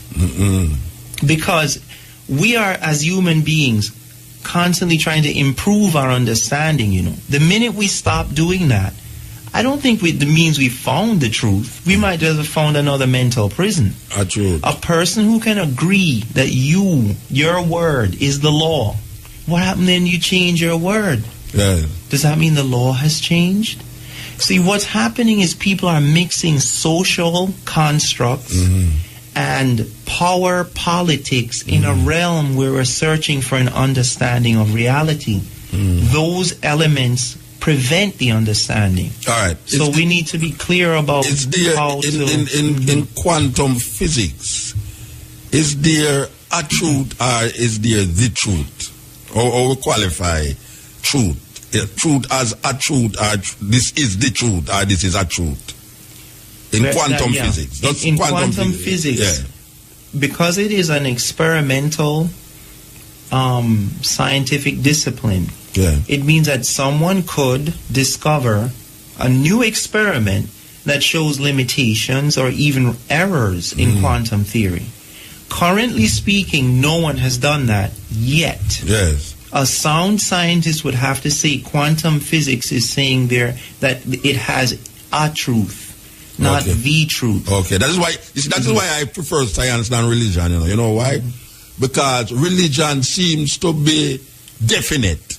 In other words, you cannot go beyond what I say in my religious belief. Science says this is not definitive. We are still in the process of understanding what is taking place. See it, and that is really the problem where religious people are. Now, I want to clarify something now. Yeah. Between the definite truth, or what might call the ultimatum, this is this, that kind of statement, we're not really saying that science, however, is arbitrary, though. You're not saying that, but I've heard people make arguments that, well, every few years scientists come up with a new theory, so therefore you shouldn't. What they need to realize is that science is not about a set of doctrines. No. It's a method. Yes. Now, in terms of the method of science, that hasn't really changed. Yes. Okay, so if someone is willing to accept that the ultimate truth is something that they are striving towards, but they have a sound way of testing whether something is true or false, that would be a good way of looking at what science is about. And in a certain sense, an apology for religion. Remember that much of what we call religion is the received knowledge and wisdom that people have accumulated over thousands of years. Some elements of religions, I'm not going to pick on anyone in particular, appear to be revealed by higher, or if you will, divine intelligence. Okay, I'm not going to specify which one, because my role on the show here is not to promote one religion or another. I'm talking about science. You can't promote anything you want to promote, you know. I know that, but the discipline that I'm exercising is a reflection of what I'm talking about. What I'm saying is that if a person wants to decide on a religion, do you know what they wind up really doing? They use the scientific method. People look at a text, which they call a standard. They try to find what definitions. What did he mean when he said this? What did this passage mean? They get concordances. There's research being done. No one in religion, any religion, in particular, let's talk about Christianity. I've never heard a minister try to justify his statement just by an arbitrary declaration. He still has to use evidence, even if in this case it's evidence based on a religious text that is a document that reflects that core of belief. No one, I believe, can be even considered sane or justifiable without approaching whatever they're doing from a rational way that other people can understand what they're talking about. But I tell you, say, most Jamaican people is irrational when it comes out to it. When you are saying, no, you are being very kind to that idea, but I tell you, say, most Jamaican people irrational when it come on to them belief, because see, them don't want to question this belief system. Okay. They just want to accept it as it is. So I hear a man say, I'm gonna tell a man something, say, well, but this can't work, so you believe that it works, so? Because I'm gonna quote the Bible now, and the man say, so you really believe that it goes so? And the man say, well, if it's in the Bible, it goes so. I say, wow. You know, I mean, something so irrational. Yes. And you say, well, you're not question it because it's not the Bible. You're not question it. You understand? You know, there's a saying, if you meet the Buddha upon the way, kill him. I don't know if you ever hear that saying it. Like, yes, I have. If you meet the Buddha on the way, kill him. But it has a deeper meaning. No. It's a meaning. We are talking about. It's a meaning. We're going to get to it. I just say what it say. Right. So it has shown now that there is a direction. Like you go up on the road and say 100 miles to crossroad. You don't just stop at this post and say you reach crossroad. You know, say this is the direction where you're going. So what it really says that when you reach so you don't reach where you're supposed to go. Because it's a life journey you take. So you just continue traveling. You know, burn up the bridge round there, so. You just keep climbing. You just keep climbing. And right here, so it's not where you're supposed. All right. Why we really say that is that in our idea of understanding where we call God, we say we find God. So when we find God now, we're done. We stop search. We nobody look for no God now. We say, well, we find God and hallelujah. We find God. We save now, right? It's only in the Western world, I see that thinking there. Only in the Western world, I see man believe that. Say, this something will last, or it never lasts, him find it, so that means it done. Him don't need to search again. Yes. So him talk about a definitive truth. Where there's no other thing that can come to show him something different outside of that. But yet still, there's other things in science that this is based upon the evidence that you have at the moment. You can clearly say that this is this. Tomorrow, the evidence show you something else. It's like you're a court. You know, it's like a man coming out of house now and say a man over a man with a knife in him hand and blood upon him hand, and the police come and say, yes, see there, are you kill the man? That no means that him kill the man. So him go investigate. Yes. Religion, especially where we know as religion, don't investigate. You see? When it use a book that validate its own thing, to validate what you are saying about the thing. Which there's no investigation going on if you take the same book to validate the book. I agree that people don't investigate things. But like people approach everything in the world from a bias and a lot of times of deep ignorance. And it doesn't just fit religious perception alone. I don't think religion in itself is biased. People no, it's not the religion is biased. No. It's not the religion biased. It's how people approach it. Because if I'm ignorant, then everything around me is going to be affected by that. If someone told me to put up a road sign, where you said the road sign was going again? The one you mentioned? Crossroad. All right. Put up a road sign that says crossroad, right? The problem is the road sign is not facing the direction that people are headed towards crossroad. And I have to admit, so in my journey here today, I have seen road signs that were pointed opposite to the way I was going that were supposed to be the way you were supposed to go. Ocho Rios. Yes. And I'm quite sure that there were no religious placards on it. It's like the same kind of ignorance where someone would say, so wait a minute, how you know, say, crossroad is over there? I mean, first of all, why are you asking the question? Come to find out the man has been drinking all afternoon. Your mental ability, like your eyes, some people need mental glasses. And if they're looking at religion, they're going to turn it into the same distortion that they're turning everything else. Yeah, but I put to you that religion is the main distortion in the minds of the people them in Jamaica. Them use that against the people them, and the people them succumb to that. The people have a relationship with religion because we get brought up, especially Christianity in Jamaica. People have a relationship with Christianity without analyzing what them believing in. There is no analytic understanding of Christianity amongst the masses of the people. And the people who go to theological college to study this thing, no, there's a difference in what the people them understand the religion to be and what it is supposed to be understood to be. So when you hear like certain things is said in the Bible, when you go to a theological college, it is explained to you.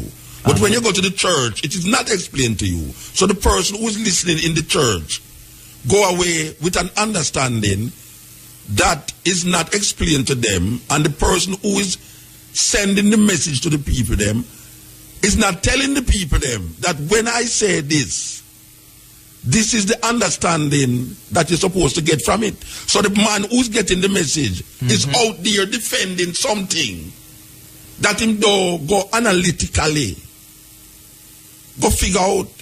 And if you come to him with a scientific, analytical mind, for sure him said, no, you question God. You can't question God. And that is what now we talk about physics. When you say physics, and physics, and you're studying matter, and you're studying energy, the normal Jamaican Christian out there will not entertain any argument that includes matter and energy in relationship to the universe and how the universe is structured. They will not do it. No, you might not want to say it because you have a... I don't want to be like an outsider, you know. You don't be like an outsider. Remember, don't be like an outsider, you know. I am a Jamaican. My bloodline comes from this country. No, I said don't be like an outsider because no, I understand what you're saying. But what I'm gonna say is this: you might be generalizing to some extent. There are Jamaicans. No, you hear what I'm saying? No, you said most. I said most Jamaican. Most Jamaican. Do not think about. Don't analyze what they believe in when it comes on to their Christian belief. Most Jamaican. I put my head on the block for that. That most Jamaican, if you come into a reasoning with them don't analyze what them claim to believe in. Because why do you think that is the case? Because there is a fear factor. Okay, I agree with you. That is placed in them consciousness. There's a fear factor that says, this is the word of God. And if you try to question it, you will be going and burn up in a flames and fire. So science don't come in at them. There's no... Watch a man. If most people go to church every Sunday, which sit down there, if you go to them with physics and start to relate physics to universe and where you just talk about pinpoint and them things, them say you're devil. I mean, I talk about most Jamaica. I mean, I talk about, I not generalize. I don't generalize, I generalize. I tell you something what is a fact. But one thing I want to say is that I found most Americans, the average American, had the same attitude. Well, I say, that is what Christian does to people. These disciplines that we're referring to depend on a person, anyone really, I'm not that special, studying these things. Why should someone understand neurology or heart surgery? They should at least respect it. But to be able to explain that to someone and have them agree, you're getting into an ego situation where they're not gonna give up their assumptions about things. Yeah, but you don't want them in agree, light of any. You don't want them agree, but you want them to analytically think. But that's demanding a lot from most people. But honestly. that's what I'm saying. That's why I'm saying to you. No, I'm saying this as a teacher now. That is what I think is affected by our low literacy rate. And I'm talking about functional literacy.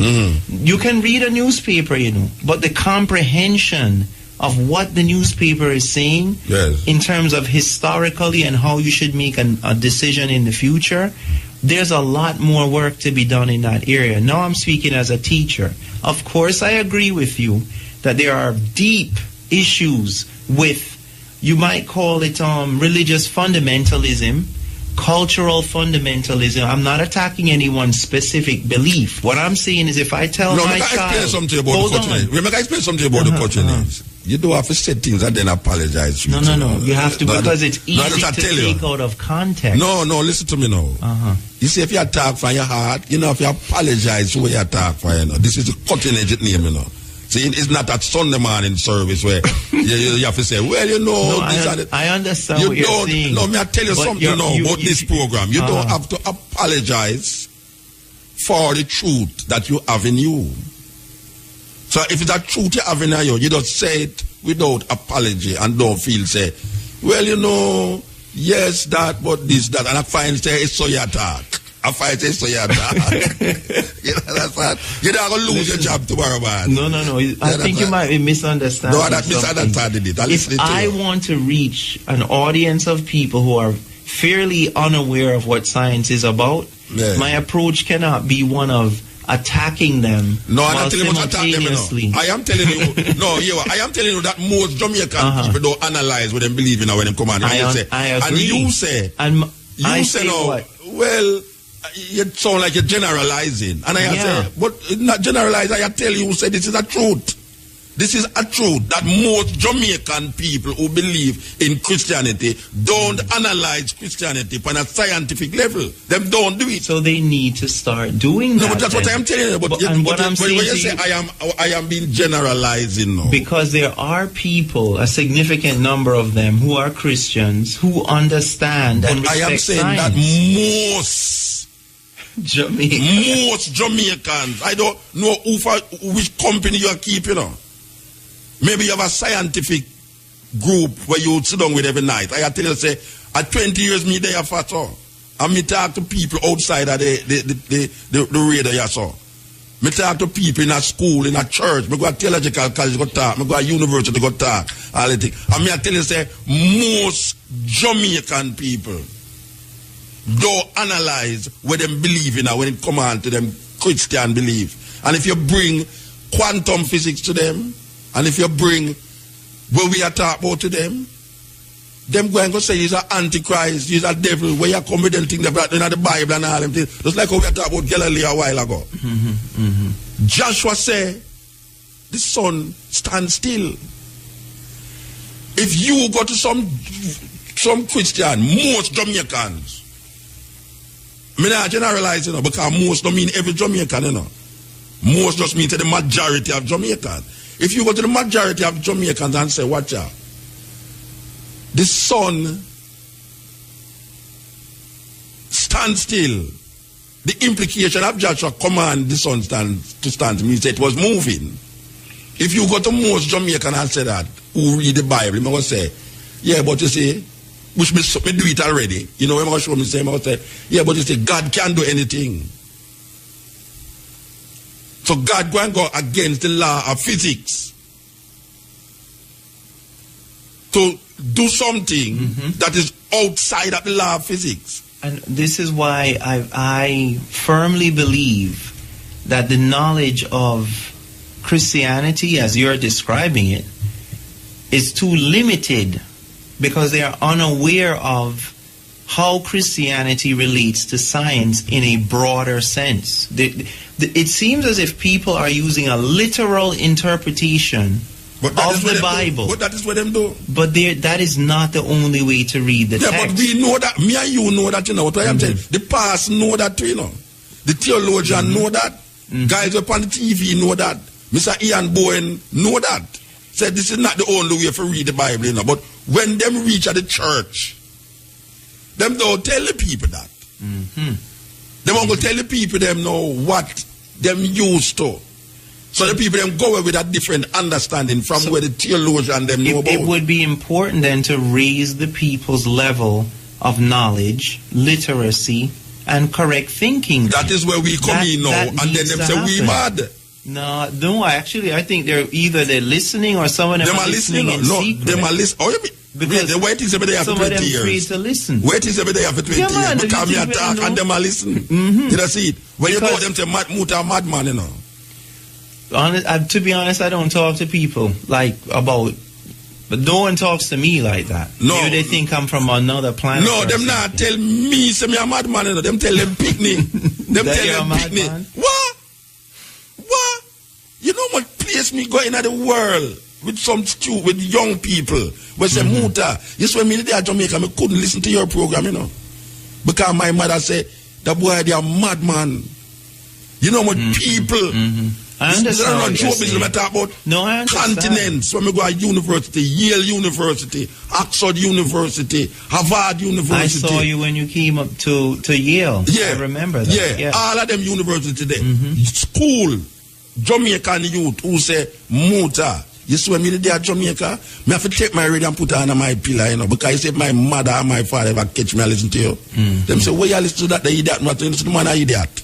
You understand? So it's not something when we just attack out of highfalutin, it's something we know. And the students' math grades and their science grades reflect that attitude of our culture. Because if we seriously want to improve as a nation and not only build our country, we have our freedom from England, in quotes. I know there are limitations on that. But how much development can happen of industry, science, medicine, when we are keeping the population in an ignorant state. You have to connect science with religion. You have to. You have to connect science with religion. This is something that needs to happen at a whole range of levels. Number one, the scientific community, I don't know if they're very active in education. They are not. The people who are in the technology sector. Because the first I hear about you when I hear Pandra Williams program.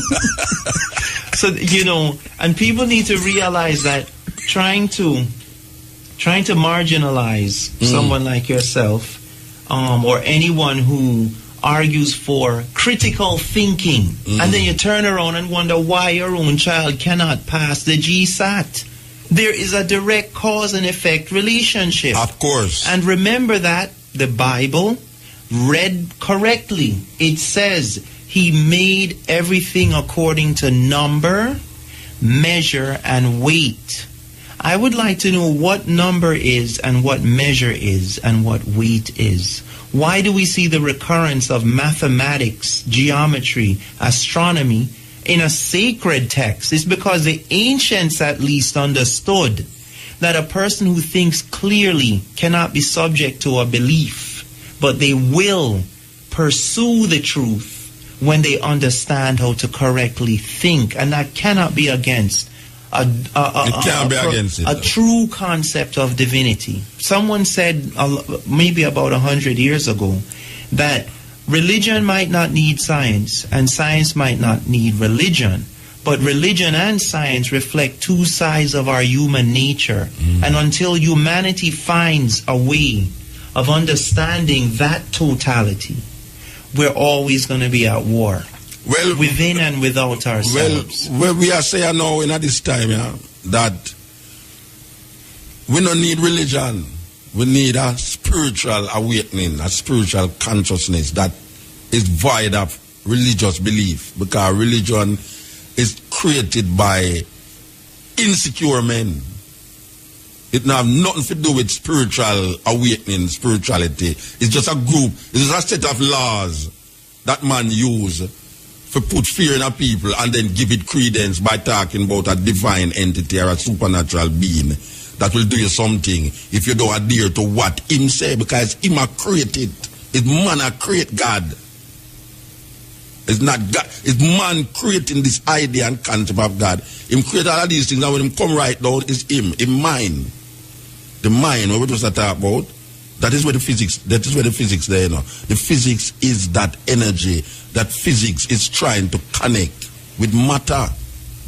Matter is a human personality, the human being, and the energy is the mind that we're trying to search for, whether in or out of man, that you will never find, because it is something that is nothing. But we just talk about, and you pinpoint it in this, what you call the new idea of quantum physics. Quantum physics going to show away how this idea of the mind connect to everything that round with. Do have nothing to do with no religion, because the more religion is, the more you move from the consciousness and the philosophy that create energies. For my part, I would say that religion has been abused and utilized by different people for political or other purposes, and it's still happening around us today. I don't believe that it is fair to the history of Christianity or Judaism or Islam to see it as a repressive force. It's how those religions are used by kings, presidents, politicians, what have you. When I read a text like Gospel of Matthew or the book of Genesis, I don't see any political parties mentioned in that. I don't see the name of King Assad or Barack Obama. When people begin to put that into those religious teachings, they are committing a crime against humanity.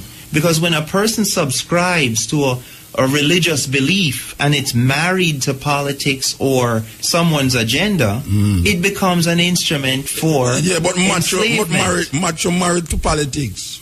Excuse me? Macho Mark, Luke and John married to politics. Is politics white there?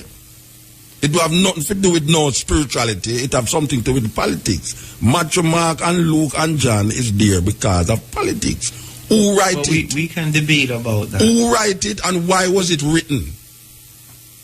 Judaism is not a religion. Judaism is a culture for people. Well, 4,000 years ago. And out of that came an idea of what we call now a divinity. Judaism is a culture. The ideas of how you eat, what you must do if you do that, and it's a cultural expression that is defining itself, and then it developed now into a religion, because man now is going to now use it now to control people. It's a religion. Religion is supposed to free, you know. But then now we realize a religion bind you and enslave you more than it free you. There was no religion in Egypt. In Kemet, there was no religion there. Man used what he knows scientifically, mathematically, to define himself in his quarters. There's no religion in a Kemet. You see, religion come way down the line when man start enslave man down outside of Egypt. Him start to enslave there. What is the name of the religion that was in Egypt? Tell me a name of a religion that was in Egypt. There was no religion there. There was mythologies that was used to define how man behave, how man react to the stars, to the earth, to the sun, the moon, and them things. It never come out of religion, it come out of culture expression. It's out of culture's religion come. When man realize, you know, he might go start to embed certain ideas to control you and manipulate you. Like a man like Moses. Moses create something now to manipulate the people them in a theme where he belong to a Levite. He is a Levite according to the Bible. And these people, nomadic people, I wander up and down, no, do. Him just say, all right, you know something, I'm going to put them in order, I'm going to make a box. So him get a box named the Ark of the Covenant, and him just create that and say, look, you see that? It's only my tribe can go beside that box. Only my tribe can carry that box. You understand? Him is a politician. Him understand the thing from a political thing where him say the only way him can control these people is to make them in order by putting down certain laws.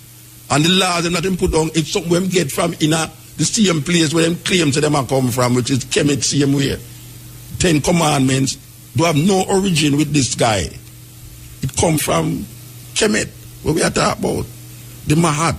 42 negative confessions where we talk about not avoid this, not avoid that, not avoid that. So it will have nothing to do with no spiritual awakening to nothing. It's politics put it there. It's politics put the Bible in front of it. It will have nothing to do with awakening the consciousness of the people. It have something to do with manipulating the consciousness of the people. Because when you realize that, you come outside of it and realize about wait. There's another way to look on this thing, I know. You know, see, there's another way to look on it. So when you look on Judaism, Christianity, and Islam, them three major Western religions, you realize about the man them turn the thing in a religion and distract, look on the planet. Look on the planet how it is today, you know. Most war that has been fought on the earth is because of religion. Wanting people land. Religion want to control and manipulate human beings. Maybe you can't say it because you don't want to say it, but me have to say it. Me I have nothing to lose. You understand? Me I have nothing to lose. Me can't say it. Me not look for nothing. Me not beg nothing. Me have to show you say. The idea of science, mathematics, because I say it all the while, say, everything can be unraveled through mathematics. Everything. I truly believe that. I am not a mathematician to no high level, but I know. So mathematics is the foundation. Mathematics is the foundation. And if we can go into the scientific, where you talk about physics, quantum physics is the beginning of unraveling the supernatural, superstitious behavior of people, especially black people. If black people could only understand what quantum physics can do to open and expand them, what they would call godliness or them consciousness, where them don't have to look outside of themselves, but look in their mind. The mind. Because what is all of these things is about mind control, you know. It's about mind control. Everything we used to do every day. Every day we are controlled. Every day. Or we eat, or we talk, or we walk, or we have sex, or we play.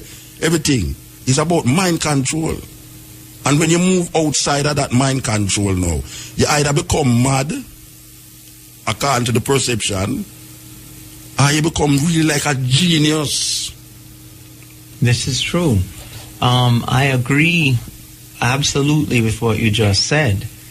In my awareness, I can perceive that there are different levels of understanding of what we're saying, simultaneous to me understanding what you're saying. So it's more that I'm worried about.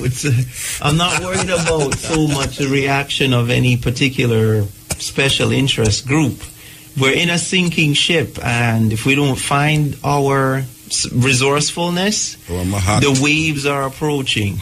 Yeah, we have to find Mahat. Yeah, exactly. Yeah. And I want to trace a history of the word, the atom, as an illustration. Yes.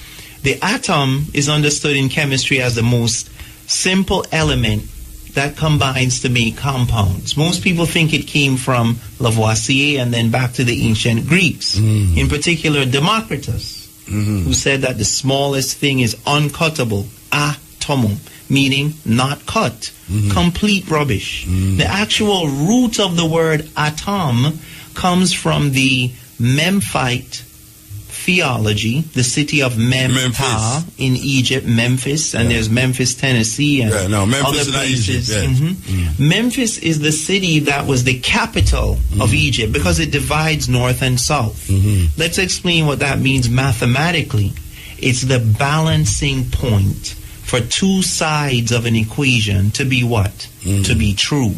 So the atom is a place in the universe, in every substance, that is a meeting point of matter and energy. Now, why would I claim that the ancient Egyptians knew about the atom? Because in the city of Memphis, there is a tablet, which is sometimes called the Shabaka stone. Yes. Because King Shabaka, who is mentioned in the Bible also, someone who came and liberated the ancient Judeans from the Persian army, in fact. It's mentioned in the Bible. There's a psalm that mentions him.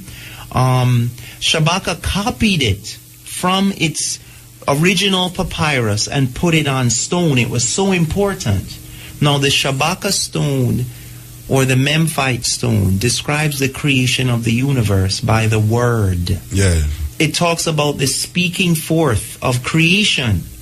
Now, when it describes the speaking forth, it uses a metaphor, the form of saying that just as a man, a woman, anyone speaks and says, go and pick a mango off the tree. This is the same process that creation itself went through. The mind, the tongue, and the heart. Yeah. So let's remember that tracing history doesn't mean you're losing truth. You are rediscovering the essence of religion and science by going back to yourself. And that's why I agree. That's why I say that science, mathematics is very important. This is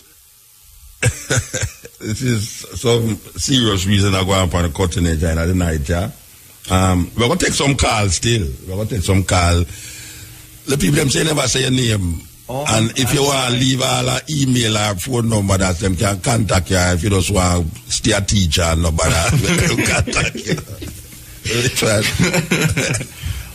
My name is Patton Duncan, professor of physics and mathematics, and you can reach me at my email is my full name, Patton, Patton, Duncan, Duncan, at gmail.com. PattonDuncan@gmail.com.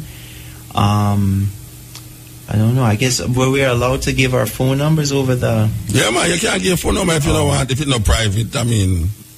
Well, it doesn't matter. for professional purposes, to talk about the show or what have you. And I also do tutoring. I'm a teacher, a lecturer, presentations. 451-9213. 451-9213. And I plan to be doing more work like this, as well as, standard mathematics. Which one you teach? University or you take? Which one? Well, for the past few months, I've been freelancing as a CXC, CAPE, and university level math and physics tutor. I'm also working with some of the local area schools on their math education, teacher training work, and that's just starting up.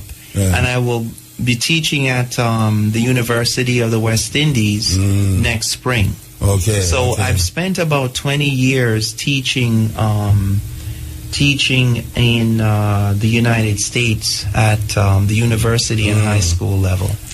So I look forward to the opportunity to meet and hear from people. I'm getting a whole bunch of phone calls now. I'll have to answer them after the show. If people are calling, you can just leave me a message and I'll get back to you. And don't make your phone ring on the phone, so maybe you should lock it off. But we want to remind the people that we will be back here from 2 to 5:45 with the Stepping Razor, the art of war.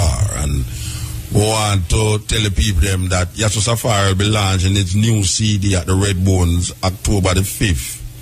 He will launch his new CD October the 5th at Red Bones. That's Jah Rastafari in concert. Yes. And we want to tell the people say that no rain, and we did down back a Forever Young this Sunday. Yes. As you can hear now, we like go down there. Yeah, understand? Forever Young this Sunday. Okay, my clearest phone caller. Yes. Greetings, Muta. Blessed man. Yeah, man.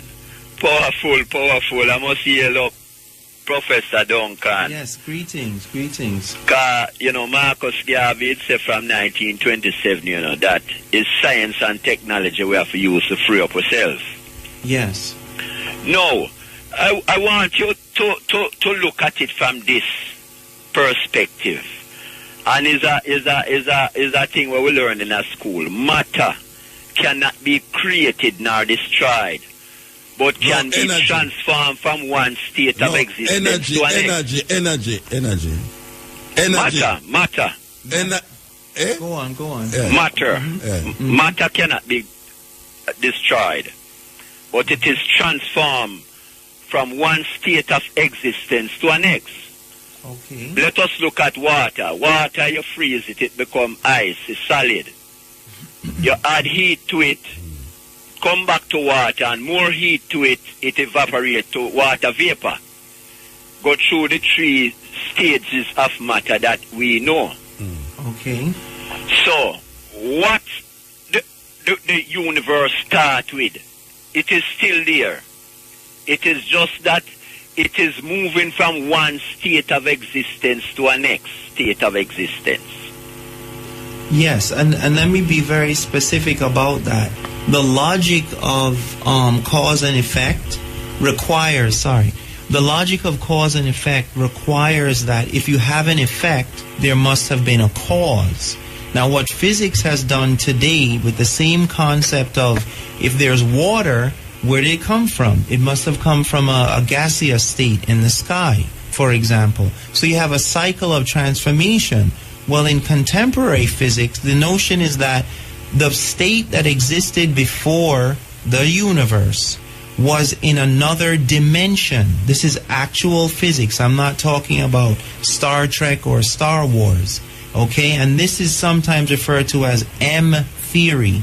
Okay? The notion being that our world, the world we're in today, came out of a state of existence that had more dimensions than the world in which we now live. As a matter of fact, there may in fact be many different worlds having many different forms and laws of physics. It's really an exciting area of study, but again, we cannot escape from the fact that something couldn't just come out of pure nothing. Right. It must have been something, whether it was a different state of existence, a higher order of reality. That was the original reasoning we was talking, and that's what we was talking about originally. Right, because as water we know is hydrogen and oxygen. Right. Two elements coming together, two different states to produce one molecule of water. Yes. And that molecule of water now is still in a different state. No, this is good because water now has different properties than hydrogen and oxygen. Yes. So if you use, and this is analogical reasoning, we're looking at a process we can physically see and trying to infer from it about a condition that we cannot perceive. This is a classic example of ancient Kemetic or Egyptian thinking. They had similar ideas. Because in the ancient thing, you see, what we learn today is the intellectual thought, which is a learned behavior. When we go to Kemet now, it was the intuitive knowledge that man possessed. Yes. That all the information that he is getting, he's drawing it from the universe through the intuitive knowledge. Yeah. And let's try to define that, because again, as a teacher, I'm thinking about people who don't know what you're referring to. What you're referring to is a process of thought, which doesn't simply go the logical, 1, 2, 3, 4. Yeah. Right. It's a process that isn't linear, but it leads to results that are as precise as the linear model. Yes. So your computer, your cell phone, your calculator, they can only calculate what you input. Intuition, on the other hand, is the ability to access a mode of cognition or thinking that can step beyond the data you're given, and yet have amazing results. This is where we have our creativity, our imagination, our ability to come up with new ideas that people didn't have before. Very in true. that domain, yes, the ancient Egyptians may not have had an iPhone and a computer, but when it came to the creative use of the imagination, observation, no one has equaled that. I can just say something to about this day. about it in terms of our Jamaican situation. The countryman who don't go to no school. Yes. Him knows that if you cut the bamboo at moonshine night, yes, it going to take up worm, weevil. Him don't scientific. When I say scientific, him don't have a theoretical understanding of it, but through observation. And I think that is what our ancestors was great for. It was an observation of nature. Yes. And how it interact with their daily life. That allow them to say, we're not cutting the bamboo when the moon has shine. We're going to cut it at dark night. Then it will have weevil. Because over a period of time, we have been seeing that every time we cut the bamboo at a specific time, it comes that way. That is gleaned through observation, yes. And as the mother said, trial and error. Not necessarily education, observation. Rightly so. Which leads to intelligence that is beyond education. Yes. Yes. And this is where we draw the line now between religion, which is a learned behavior that people have to teach your religion. Yes. Spirituality now is from the intuitive knowledge that man have. Yeah, you're observing now human relationship with himself and with other people, and you get a thing called spirituality. Yes. Yes. And this is why our thing in this time is to move away from religion, because religion, as you had explained earlier, is something that is there to capture your mind and to condition you to behave in a particular way. Now, gentlemen, remember that the exercise of intuition and the exercise of logic or learned behavior are complementary activities, though. If a farmer knows how to cut bamboo during, you call it dark night, which is the new moon, okay? At the same time, we're not going to deny the validity of the lunar calendar. In other words, what I'm actually advocating, and if you look at Egypt, you see this. If you look at India, any classical ancient culture, they knew how to combine and put the right emphasis on higher intuition. Yeah. But you still need to have structure and logic to balance that. Yeah, but the where we notion are is say, that you're balancing. Yeah, but where we are these two saying things. religion and it is given to us is not balancing it. Because most of the times, especially if you look at Christianity, do have a culture, you know. You see, we have culture. Christianity Christianity have a belief system. You follow this belief system based upon what you are learning, you are taught. So it's a learned behavior that is projected on you. It's not balancing nature, because you start to talk about nature in Christianity. It's a learned behavior that is projected on you. It's not balancing nature, because you start to talk about nature in Christianity. You're going to lead to animism, and then it's going to say you are a pagan now, because now paganism is people who look on the sun, the moon, and study astronomy. And the Bible don't tell you, say sky gazers it's antichrist. You understand? So really and truly now, Christianity is what we would call now the learned behavior. The religion is the learned behavior that it is not balancing. I understand what you say, but yes. in the perspective where we are talking about, it is enslaving the people. It is moving you away because from nature. when you want to stay a Christian, there are certain things that you have to do for them to say you're a good Christian. Yes. And that is keeping you in a subservient nature, which is not natural to the, well, I want to put it to the African people, yes. Yes.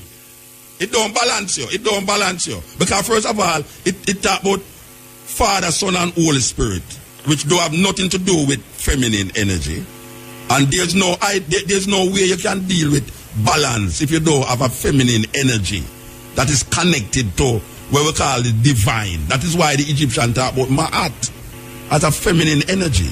It must be there, because that is the balance in the universe. As the ancient African tell you, the law of the opposites. And you have up, you have down, you have wet, you have dry, you have hot, you have cold. You must have that balance.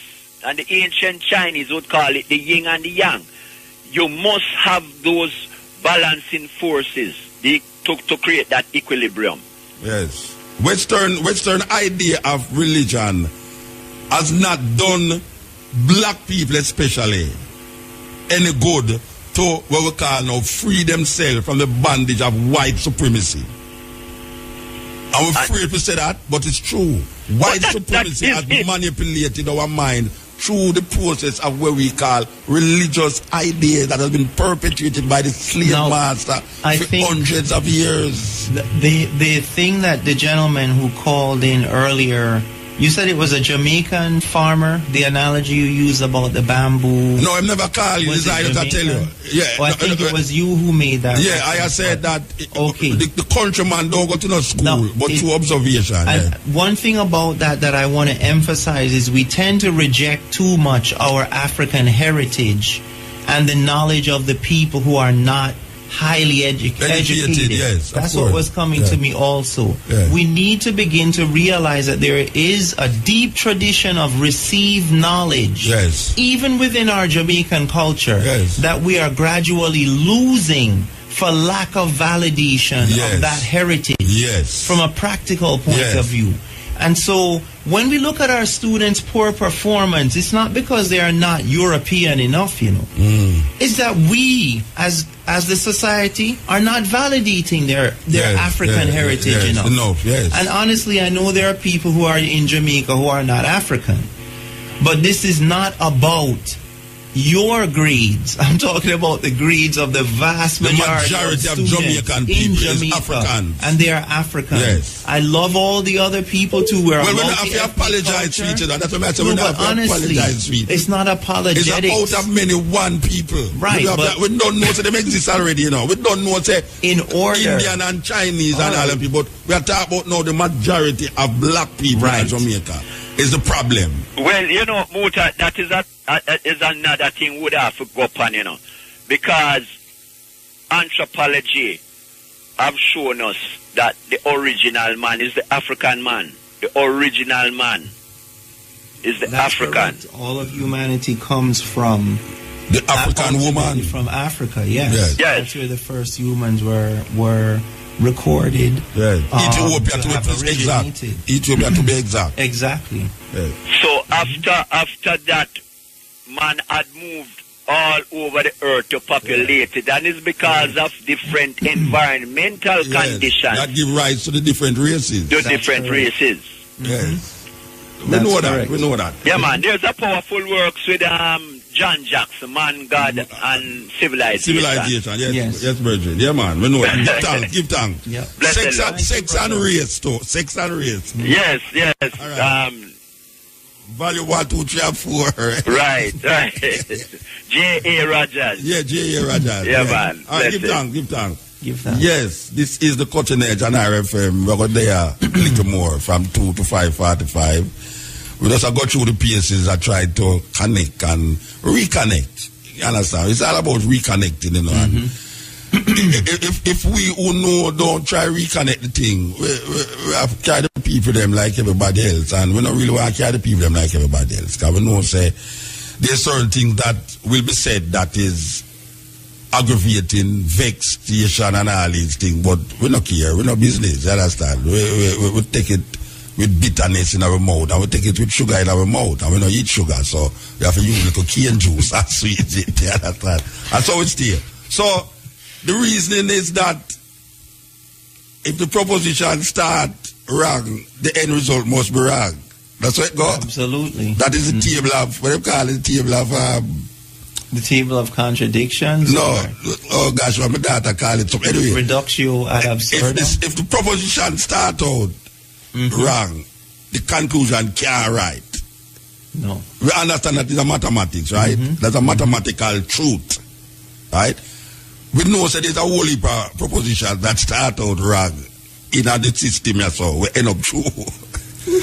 That's true. Because, you know, sometimes you keep repeating a lie, and down the line, believe it's your true. ears say, it's true. Cutting edge. Hello? Yes. Yeah. That argument on that talk about with religion meets science. Yes. I watch a man, they have a religious program on TV, you answer the man, and the man, as scientists was there, trying to explain to the people that, you know, when the scientists say that the world is much million years old and what have you, is not necessarily true. Because the method of measuring it is not exactly what they say it is. It can prove other things and all that type of thing. In an attempt to squeeze the whole of the history of the earth down into the Bible. In our 6 days. Yeah. Right? And that also, and that to me is the reason why every time you start to approach a religion, the first thing you have to do is to put away your thinking, your logics, and work with what they tell you. Because God logic is different from you. Yes, but if you ask too much question, these God business they are fasting type of thing. You know what I mean? There's no way somebody enlightened to the level of me or not at right now would have accept the nonsense of religion. So you have to, first of all, make people stupid in a sense. And keep them that way there. To make them believe, say, the whole of what we see as now making at 6 days. Yes. Evening and morning. Yes. And to believe all them things there, you have to stop them from thinking. Stop them from thinking. Yeah. You know what I mean? Yeah. And just deal with the past I tell you, and think. Because you then get the feeling say them encourage people to read him the full Bible. Yeah. Well, the people them not read the Bible. Hey, you know what say? Most Jamaican people have a Bible in them house, and most Jamaican people don't read it. That's also me find out as a matter of fact, as a youth, me realize that the only people who read the Bible is Rasta. It looks so. Because this is the only time. And the preacher at the church read it.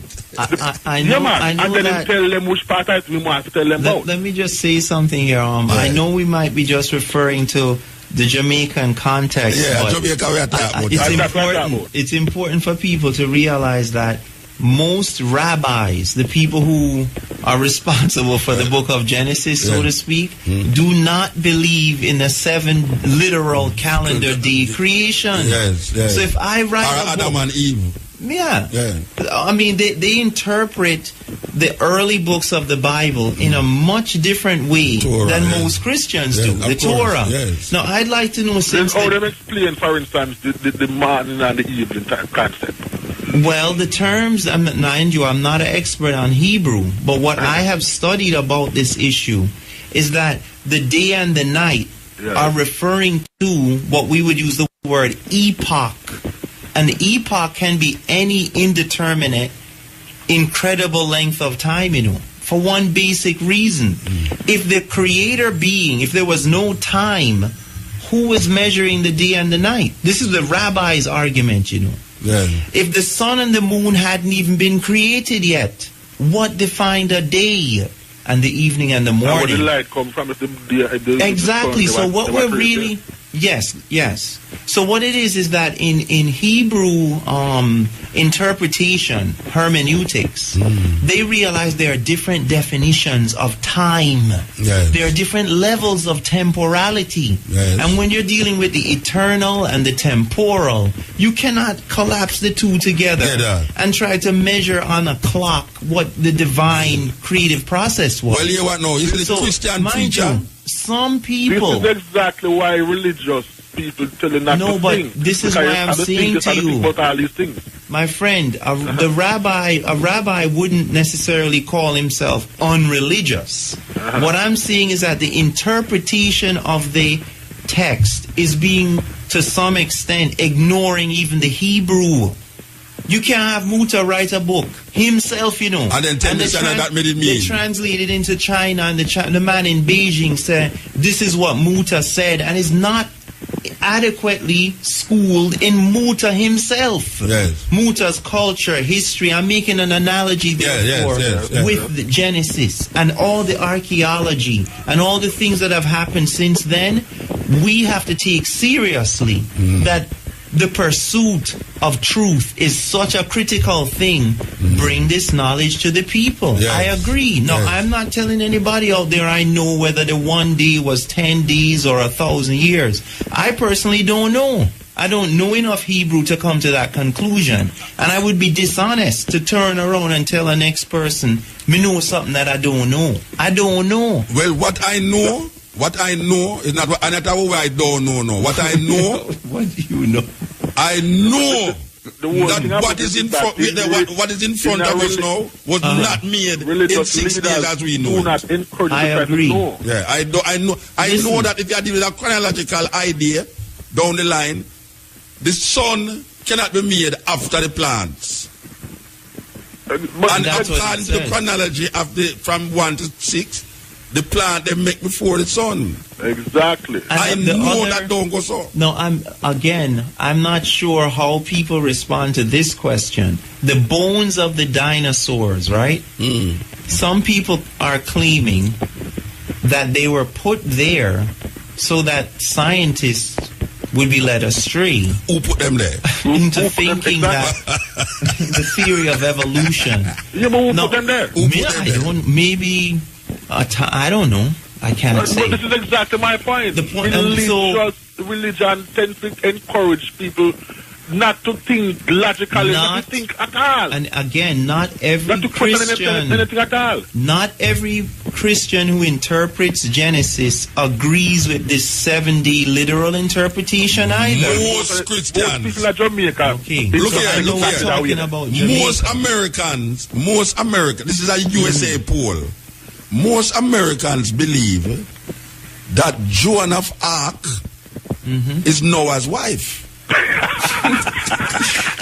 it's funny. Yeah. It's funny to me, you know. And it's funny to you. Because when I read it, it's funny to me. But you know what? That statement, it sounds like the kind of thing we're talking about is happening here in other areas. You know what I realize with working though? You have normal intelligent people. But you can reason with them intelligently. Anything. Everything else. But except the religion. Yeah, you can't reason. Let's be careful. There are two other things you can't reason about. Whether the reggae boys are good or bad, athletics. And the other one you have to stay away from is politics. Yes. But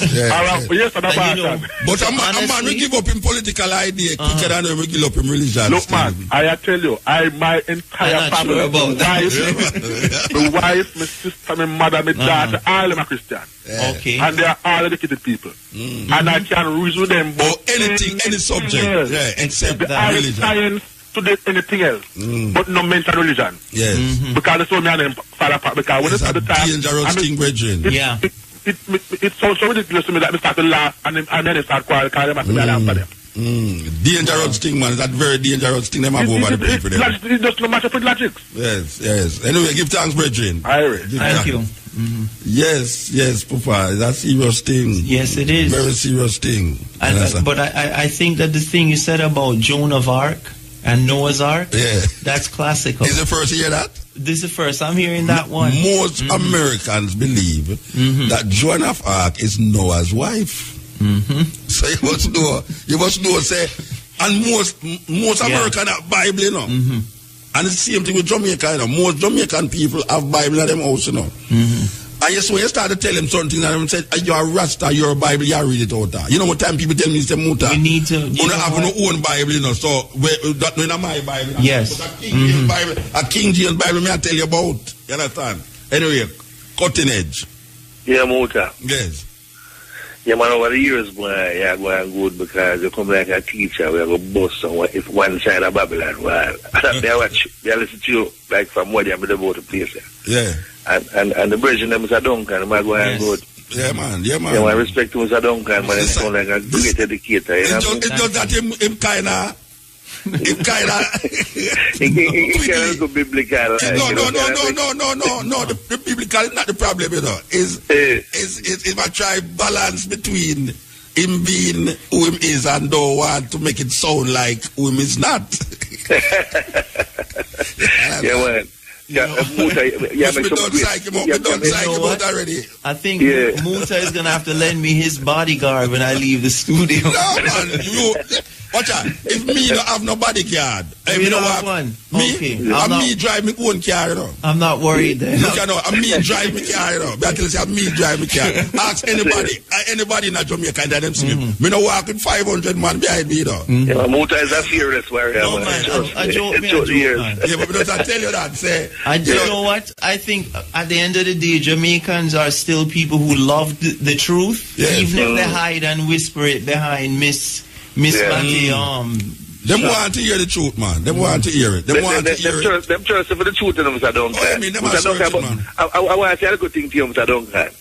You see, like me, you know, me as I check for sound and effect, you know, and sight and effect and scent and taste and whatever you touch, it has an effect, you know.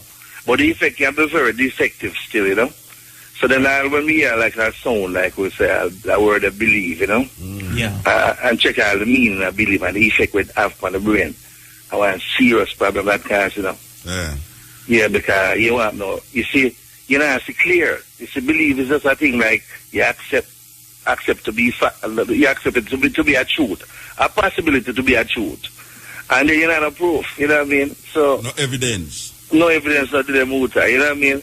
So, and that is a dangerous virus to the brain, you know, like worldwide, you know, because people would dwell upon believing it. Like, you can't take no chance to them sometimes, because a man would fail to kill you.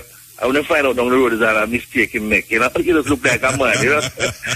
You know what I prove about the Muta, you see? Yeah, it's a belief. It's like Abraham and his son, and God tell him, say, him want to prove to him, say, him love him. I mean, I say, but this is an omnipotent, omniscient, all-powerful, benevolent God. Why you want to prove, say, a mere man where you make love you? Why you want by telling him, no, I'm going to kill him, son? Yeah. You understand? Why you want to prove that? It's an ego that. A big ego that. That have nothing to do with no supreme love and generosity and kindness when you are going to tell you for to kill your own son. And then him end up kill him own son too. Made up 2,000 years after him kill him own son. Hey, Muta, you know something when we always admire with the ice. You're full of common sense now. You have a great a charity and common sense, you know. And that's why you go a lot of places and you can't lecture. It will take, you know what I mean? It's solid, you know what I mean? Because no man can fool you, you know. No, well, you know. Woman will fool me, but no man. Woman will fool me, but no man can't fool me, trust me. Yeah, but you're firm. But my Muta is a pleasure listening today. I'm Mr. Duncan. And then you see that Marcus gave everything there. The man named Doctor here. Yes. But yeah, that man there is a man who me really feel a whole of energy for him to like. You mean the man who did have 3 weeks ago? The Ray Higgins you talk about? Yeah. The American man, the man. Ray Higgins, yeah, where did they are with me? Yes. Yeah. That man there, like him say, he's a pastor too, yeah, but for a long time. Yeah, man. He's also a psychologist. It's like him have a whole qualification. Yeah, man. But he's full of common sense. He sort out everything historically, like Mr. Duncan zone, and we like him. Mr. Duncan is a hardcore scientist, man. We love that. Yeah. Hardcore scientist. You know, Mr. Duncan remind me of my daughter. Yeah, man. You see my daughter? Trust me, man. When she sit down and show me certain things, you know, me I say, yes. Propositions and mathematical tables and things, and me I say, yes, this make logic. So it's maths, you know, everything boils down to mathematics, you know. That's why they pick them to learn math. But you can't learn maths in a situation where you have a belief system. That's the problem. That virus, I forgot eliminate. Anyway, give thanks, Bridget. Yes, give thanks, yeah? Yeah, all right, Muta. Yeah, where's it? Yeah, we have to look at the distinction between belief and know. Yes. And a good example is my dad had asked me one time if I had taken something out of the house. Must be a mango or something. I said, no, I believe my brother had. He said, do you know your brother did it or do you believe? And it's important because when people don't want to commit, they say they have a belief. It's kind of weak, like probability type of thing. Yeah. So you can't do that in mathematics. You can't do that in a court neither. You can't do it in your taxes or you're going to go to jail. So, you know, we need to find out why we have belief. And what we believe and begin to discover the knowledge, because if anything the Bible does say to know the truth. It didn't say to believe the truth, you know. Know the truth. So one must pursue the truth all the way as far as you can. And the truth will set you free. And yes, it shall. Okay, give thanks. Yes, blessed. Hail. Yeah, man, Muta. Yes, sir. Yeah, man has some respect, man. So don't can. Respect.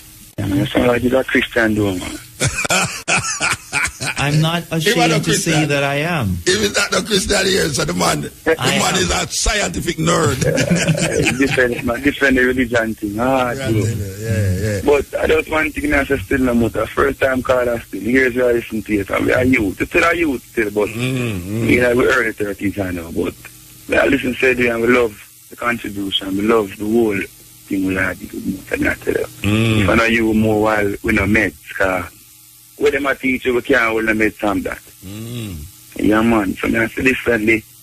In order for African people understand the nature of the world which them living right now, they must first understand the nature of the people who interpret the world for them. Isn't that the most? Yeah, man. This interpretation, you know.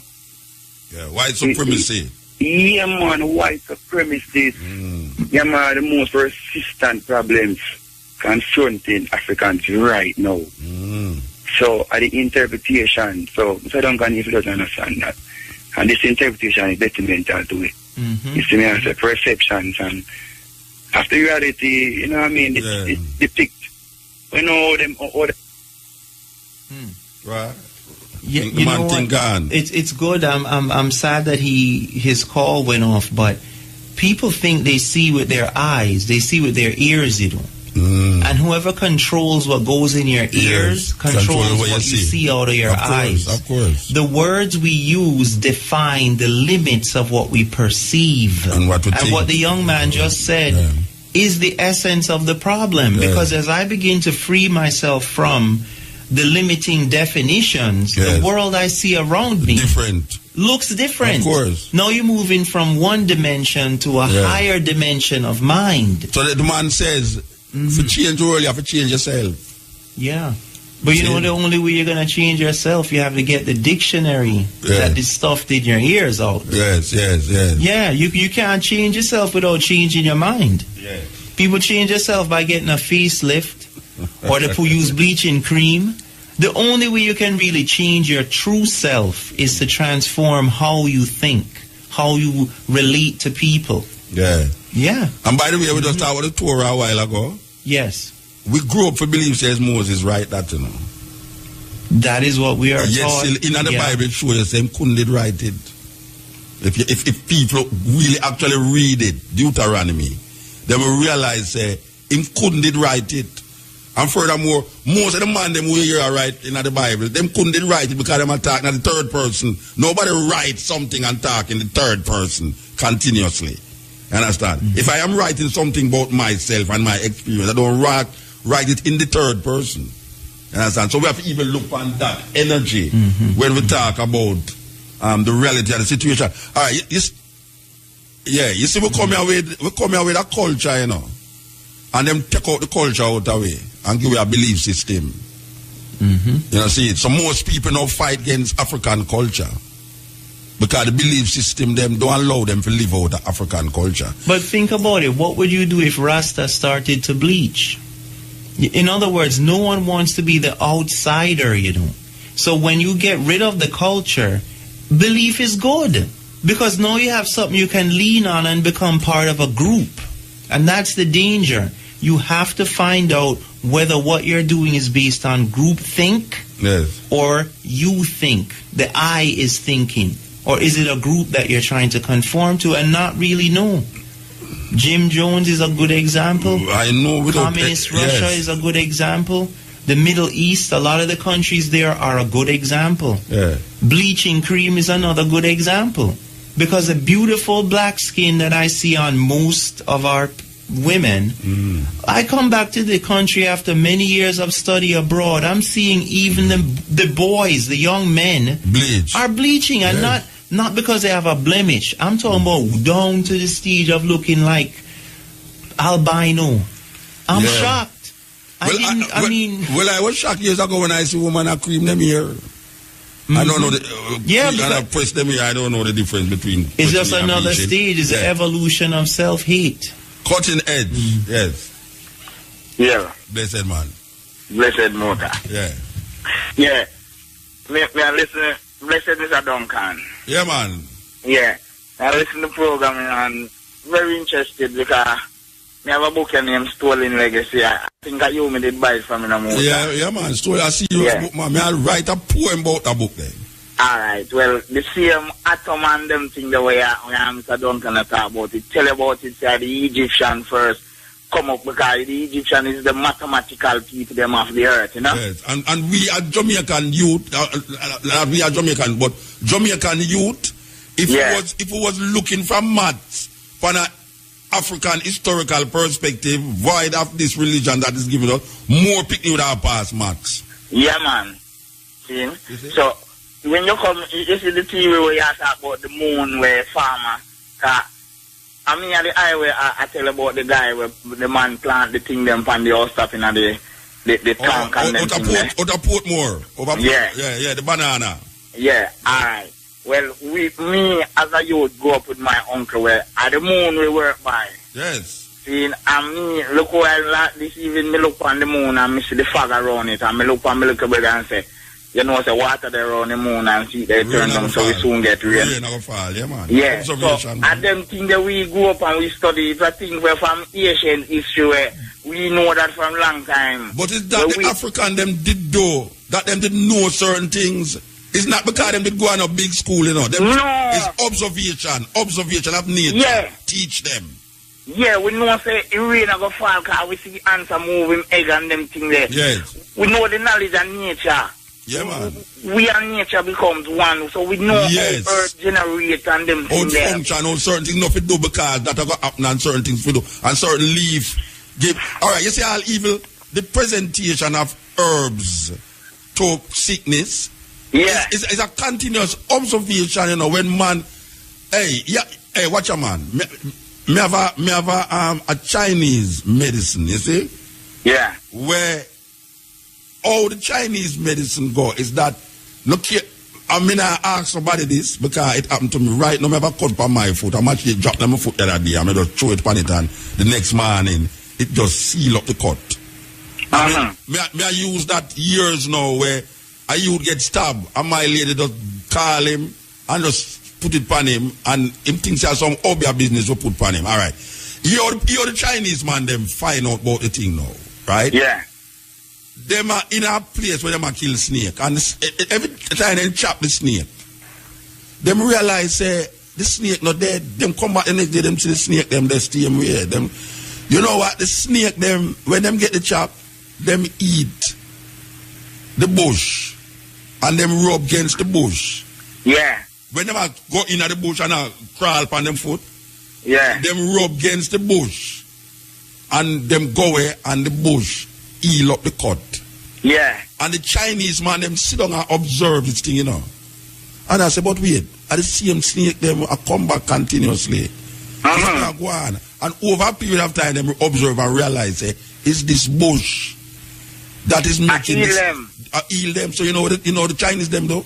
Them just take the bush and just gonna make it into a human medicine for themselves. Right. So when I say this part, it's for that no so it's the same way our grandparents and our ancestors, through observation, not through no scholarly work, but through observation, we realize when you drink this thing and you have certain sickness, it heals you. And trial and error, whether or not somebody dead feet, but somebody might be dead, you know. When I drink it, but them say, all right, this person is dead when we give them this portion. We'll continue give portions and portions of it, and then them get the thing right over observation. It's observation. Man. It's an African thing, because we know it from ancient days. It's an African thing. Science is not just going to a laboratory and try the theoretical experiments, you know. Science is observation, because that is where you go in a laboratory go do, you know. You go in a scientist go in a laboratory if you go observe. The ancient Africans and our ancestors, grandparents, them go in the field and them go observe. The pagan them in Europe used to observe. You see, that's why them feel up closest with nature. When you hear people talk about paganism, you know, paganism is just a group of poor farmers in Europe who used to observe nature. Them never go with the religion of the time, and them observe and see. I still think me tell you with the moon, because you see the moon. If you could study the moon, you know, you see when the moon young, the strength of the plant go back in the earth, you know. They also say the moon make water get drawn, water. People observe them thing they say. Yeah, you can't draw the plants until the moon full, and when it reach certain way, yeah. Yeah, man. If you go dry, you now get the right strength from the moon, from the plant. Observation, brethren, that is observation. Yeah, man. Science is all about observing. It's just that now some people go to school, go study and have education that them can explain the thing. Yeah. You see, our African ancestors maybe could not technically explain it, but them can say it happen, and that is what them need. Them need from them can observe and say happen. Yeah, that is enough for them. It's good for them. Then have no more problem. Whether the Western man, I don't know. The Western man explain how it happened and why it happened. And feels, you know, him have the authority and the patent on what everything happening is film things, you know, see it. So that we have to do, we have to go to the root of the thing, brethren. It's the root we have to go to. The real fire. You know, see, the root I forgot to. We can't just deal with the branch continuously. Anyway, give thanks, brethren. Give thanks. Yeah, man, big up, sir. Yes. One thing that this actually illustrates as well is a lot of our students equate knowledge with being able to repeat a definition. They can't tell you what they have experienced. They're going to refer to what someone told them. And that goes back to the problem once again. Ask them what the circumference of a circle is, and then ask them how to do the circumference. A big, big difference between the two. Knowing by doing and observing, very different than knowing by description. Very different things. We need to get them back to direct contact through their own observation. But I wonder if these people, like the ministry and them thing there, could I even understand how history, the relationship with African history, not talk about slavery, because most of the time when they talk about African history, they talk about slavery, like slavery, African history. And how the robustness of the Arab intellectual, because we can't leave out the Arab intellectual in terms of what them offer Europe, the Moors, who was influenced by Islam, and their contribution to what we call the age of the Renaissance, European Renaissance, and high culture, as we call it. It is the Africans them with them scientific approach to religion that gave Europe its high culture. You know, the places with the mosaic temples where the queen them couldn't give up, and where certain queen in a Granada did want to get buried in even though she was not a Muslim. And all of these places where you go to Bordeaux in France, where we go there, and them I show you says black people build all them places. There you say, what? Well, black people, yeah, them say yes. There's that time, and them I show you the history of these places in France and Spain and them things. And all the meticulously, all the people them temple and all them build the structures and you know. I mean, see, what has happened is that we can achieve a high level of technical knowledge and many PhDs and never touch questions like this. Yes. Because we have a knowledge of science, but not a science of knowledge. Yes. There are different levels of knowledge and depth of knowledge. Yes. So if a person becomes a teacher, they can essentially deliver a literal, canned, linear same thing we're trying to criticize here, because they have never processed and digest the information themselves. Most people think Pythagoras came up with the right angle theorem. There's no pyramids in Greece.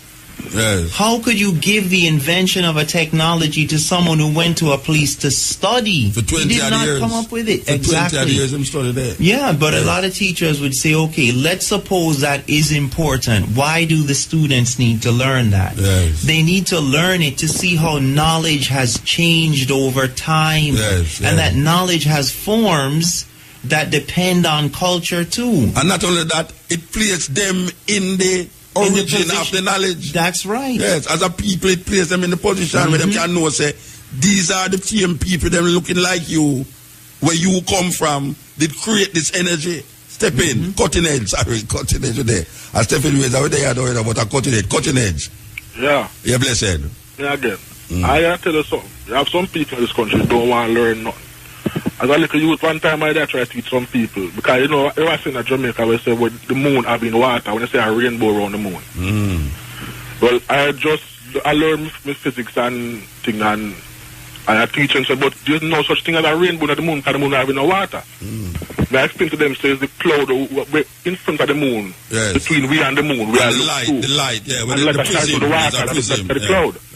And because they know some smoke weed, them say, you see it? I weed mad him. Yeah, when me not smoke weed, I say the same thing like you. And they say I weed mad me. And we put it too much on all them thing there. And these were some elderly people who I thought I was helping out to understand the science of the thing. Yeah. Then chase me off of the corner. Because I'm a madman. Yeah, well, you know, you say a pot of gold at the end of the rainbow too. Absolutely. And that the moon make out of cheese and all them so. Yes, man. And the cow jump over it too. Yeah, man, so that enough people will die ignorant because they not accept nothing new. Yeah, them no want open them mind and consciousness to it. Another thing in Jamaica is that Mr. Duncan, this especially, there are a lot of people in Jamaica who say them are Christian believer. They not go church, they probably even have gunman and thief. You come near to them and say you don't believe in God. And then think you're the devil himself. They never shoot you too. Them, of course.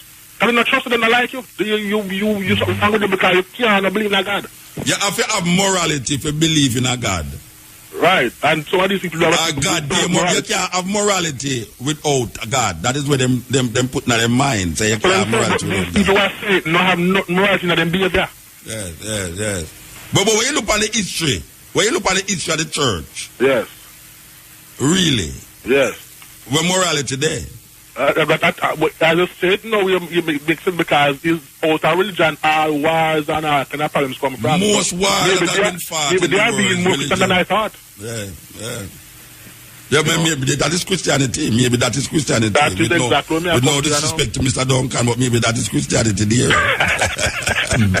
you know, it's something interesting in what the gentleman just said with respect to the moon and the rainbow effect thing.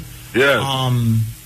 If a child believed that there's water around the moon, I wonder what their GSAT score is going to look like. No, don't think that water in the moon itself. Or even in the moon. Yes, and then think one man and a little boy walk in the moon too. When the dark part of the moon, there's a man and a little boy in that walk. They have all kind of weird beliefs, and you cannot try to explain this science to them. They know I accept it. Then you're talking madness because it's the first time I hear it. And their mind can't go around it.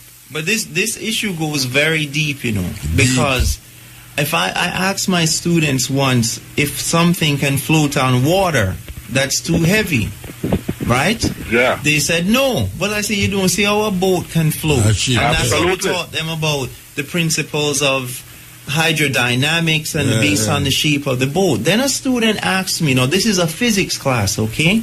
Yes. Can a man walk on water?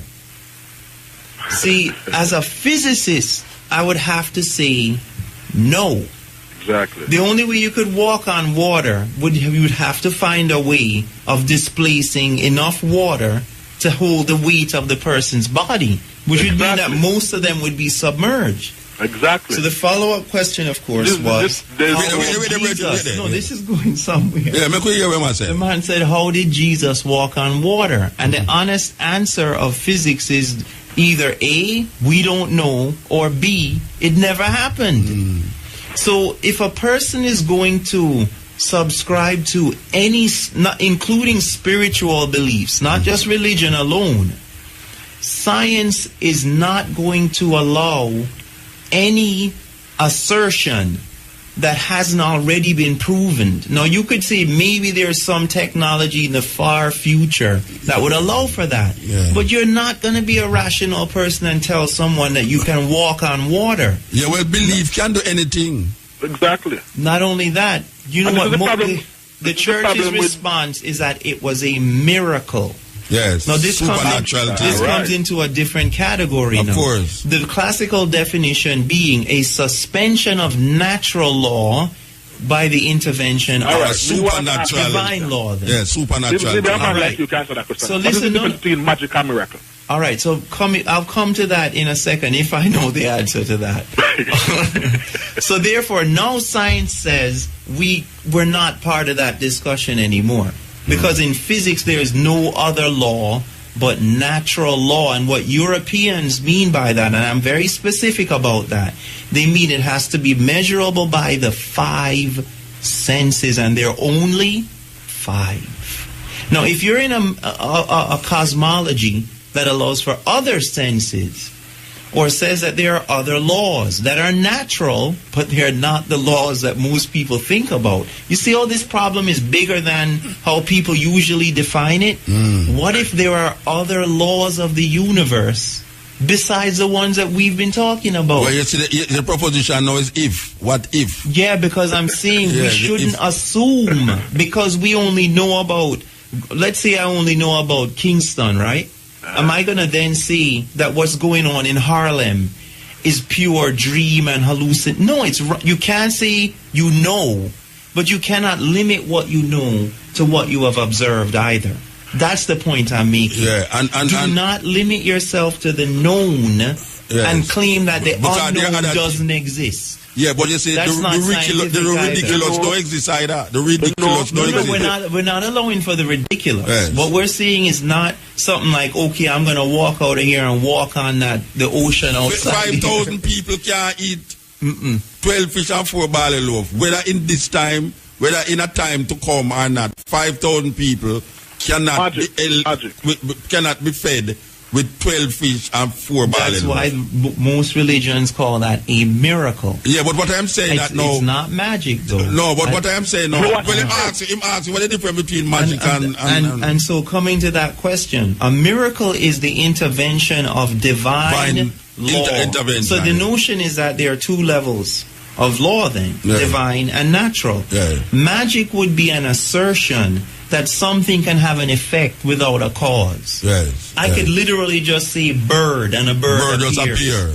And the question is the expenditure of energy to say bird has no relationship to the amount of bird that to comes. the bird. But so where the hell did the bird come from? You hear my confusion.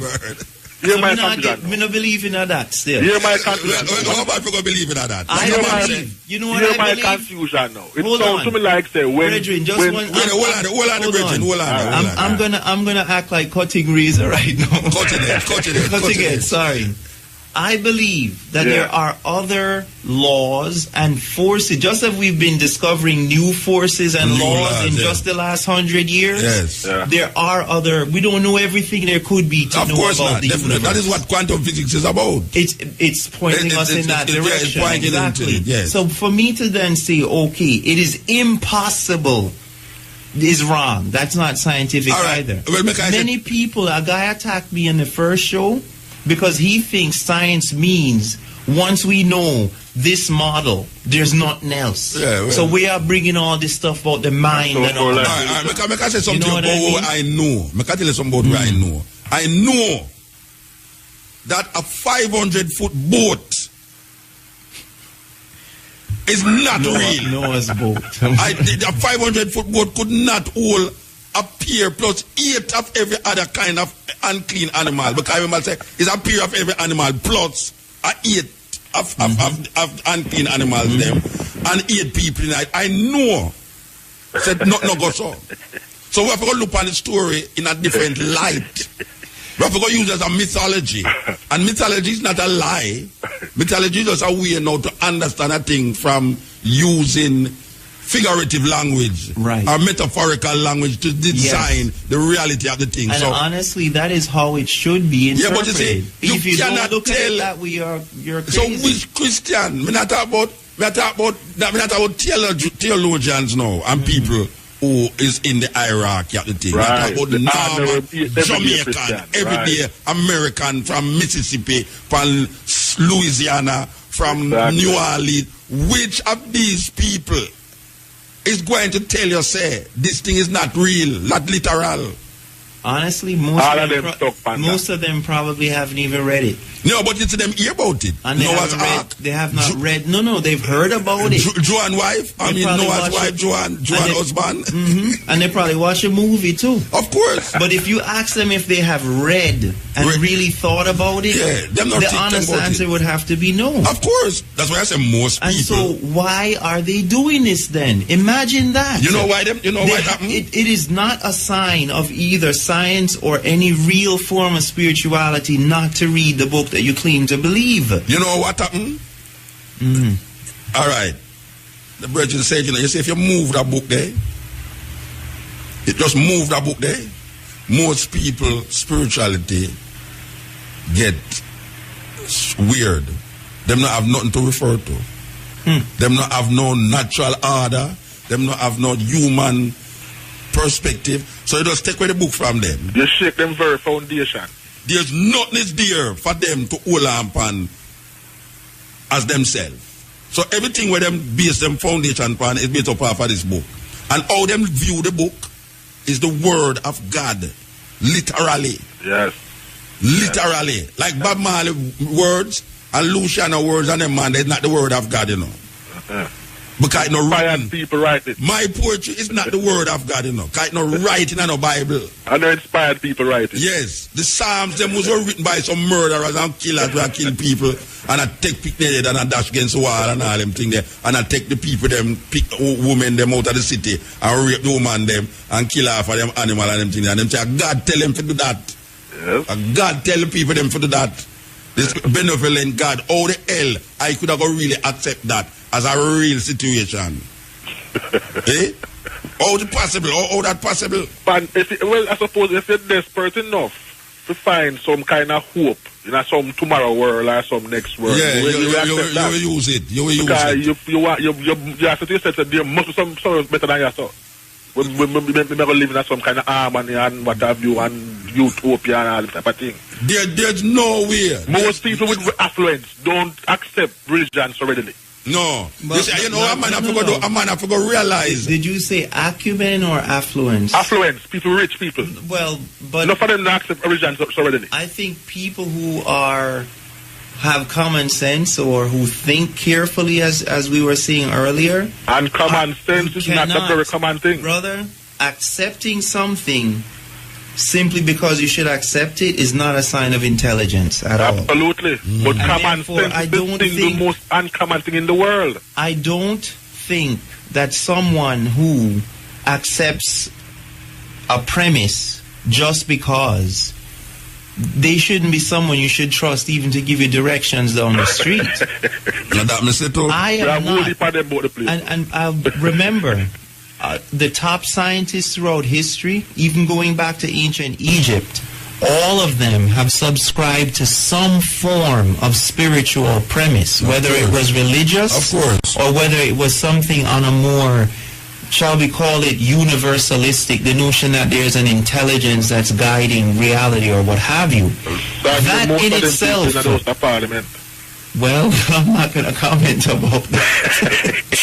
The point is that when someone, on the other hand, who doesn't desire to know, but just wants something to hold on to, those people, they need to look at themselves carefully. I might be one of them too. Every human being has something. Yes. Whether it's sports or what have you. I know they say into the sports thing. Keep attacking the sports. I know they say, look like your Vex more last night. You know? How you know, man? I have this way about sizing up people. You know? You see how me dressed like a soccer player in here? I can't size up people. I realized how your Vex more last night. Listen, man, I'm coming up here to the studio and man see me and say, boy, you still have the soccer jersey. Last night. It's still a last night. It's still a last night. Yes, man.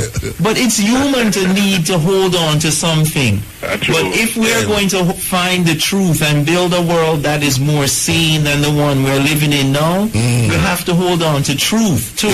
Not just any little thing. Examine the truth. And that's the best of spiritual and scientific tradition. I'm always going to hold those two together because in my mind there's one reality, you know, and it's one truth. We're looking at it from different angles. Some people not looking at all and claiming they're seeing things. Other people are looking and maybe they're not talking about what they're seeing. But we need to get to that reality. I'm optimistic as a teacher because I've seen students go from failing to passing to excellent. Maybe we can do that with even a All right.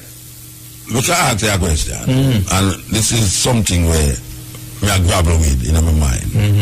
It did come up before now. As we speak here in this place, with the two of us here, is it possible that the space that we occupy is also occupied by other entities, maybe like us, or maybe we are just in one space, but there are many spaces in the one space, and it is occupied by things, maybe not people, and maybe people, not things, that we cannot see, but it is a dimension that is invisible to what we now know as reality. In other words, our reality don't define that other reality that I am conjuring up now in this said space. That we are now, we are in a space that we feel it is just singular, but there's a plurality that is existing that we don't search for it. Right. We can't quantify it because we never really examine it. Oh, it's that. Theory.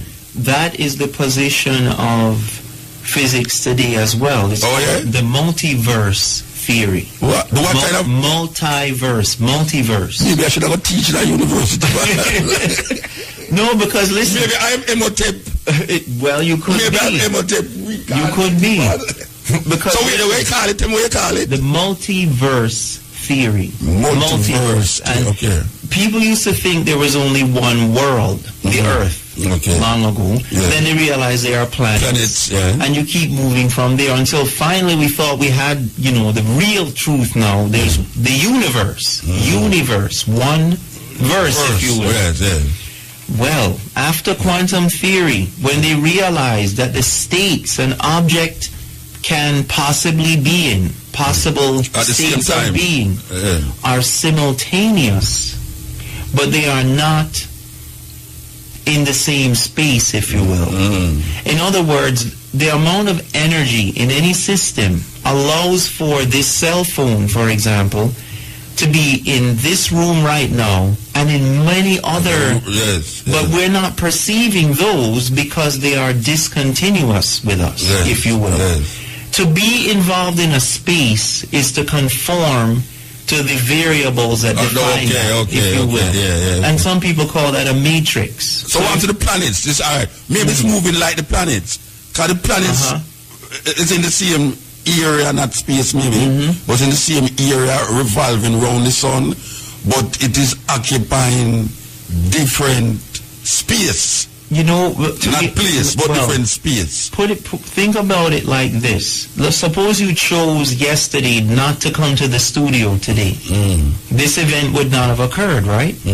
So there is a timeline for every choice we could have made. That is as real as this one. This is how the multiverse theory goes. So there is a timeline where we're not having the interview today. There's one where we had it last week. In other words, that all those possible variations are as real as this one, but they are none of them in communication. They're multiple realms, if you will. So is place rather than space then? It's space. It's place. Right? It's in different places, but not the same spaces. The word they use in physics is it's in multiple dimensions. Yes. Dimension. Yes. Dimension. And you can roughly think about it as a gigantic apartment building with all these rooms. In each room is still Muta, right? But Muta has made a different choice in the other room. In the space. And each of them has their own history. In my father's own evolution. It sounds like similar, I guess. My father owns his So why that's important is that's one of the biggest ways that quantum theory is different than the older physics. The older physics, you can have things happening, but they're all happening in the same world.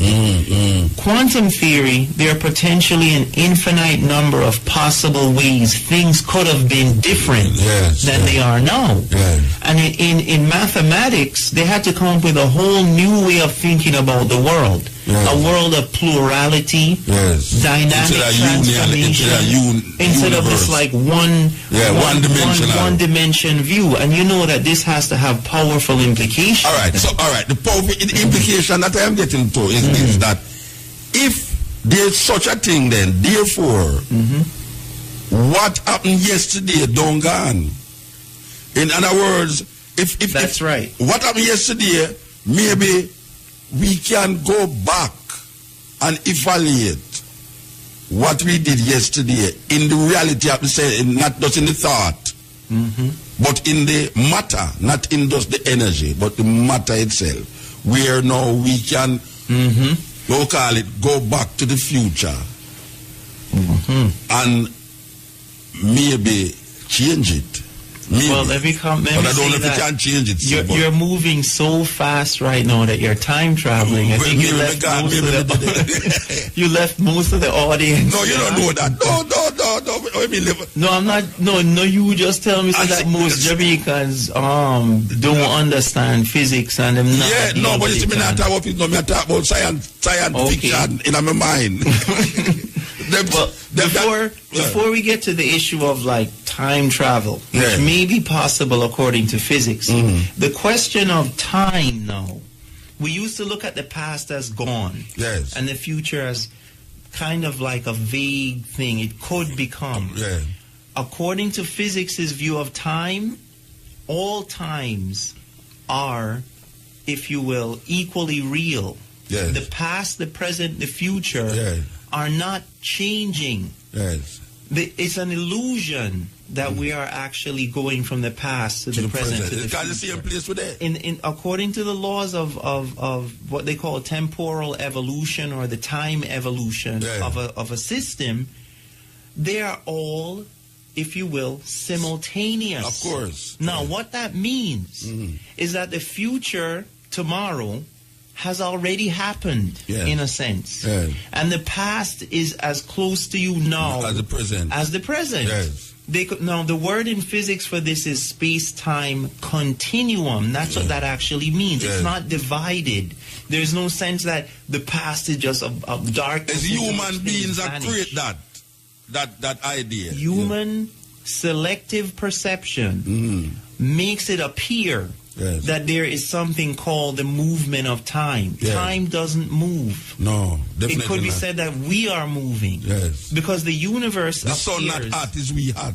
It's just like that. We tend to refer everything in the world to ourselves as if, okay, that is what's happening because I'm the one who's looking at Physics turns that around to ourselves as if, okay, that is what's happening because I'm the one who's looking at Physics turns that around and says, no, you are observing and what you see as a changing system is the parallax. It's relative motion, in other words. You know when you're on the highway and you see like a car look like it whizzed by you, but the car is parked. You're like the one who's in motion. You know much time you sit down in a train, all in a New York and in place, and the other train move, and my feet on my train move. That has happened to me too. And it is the same kind of analogy when we say that the observer then, by how the observer is interacting and interpreting the world, is participating in creating the world that they see. That's why I just say, if you change yourself, you change the world. It's not trying to change the world because we are the world.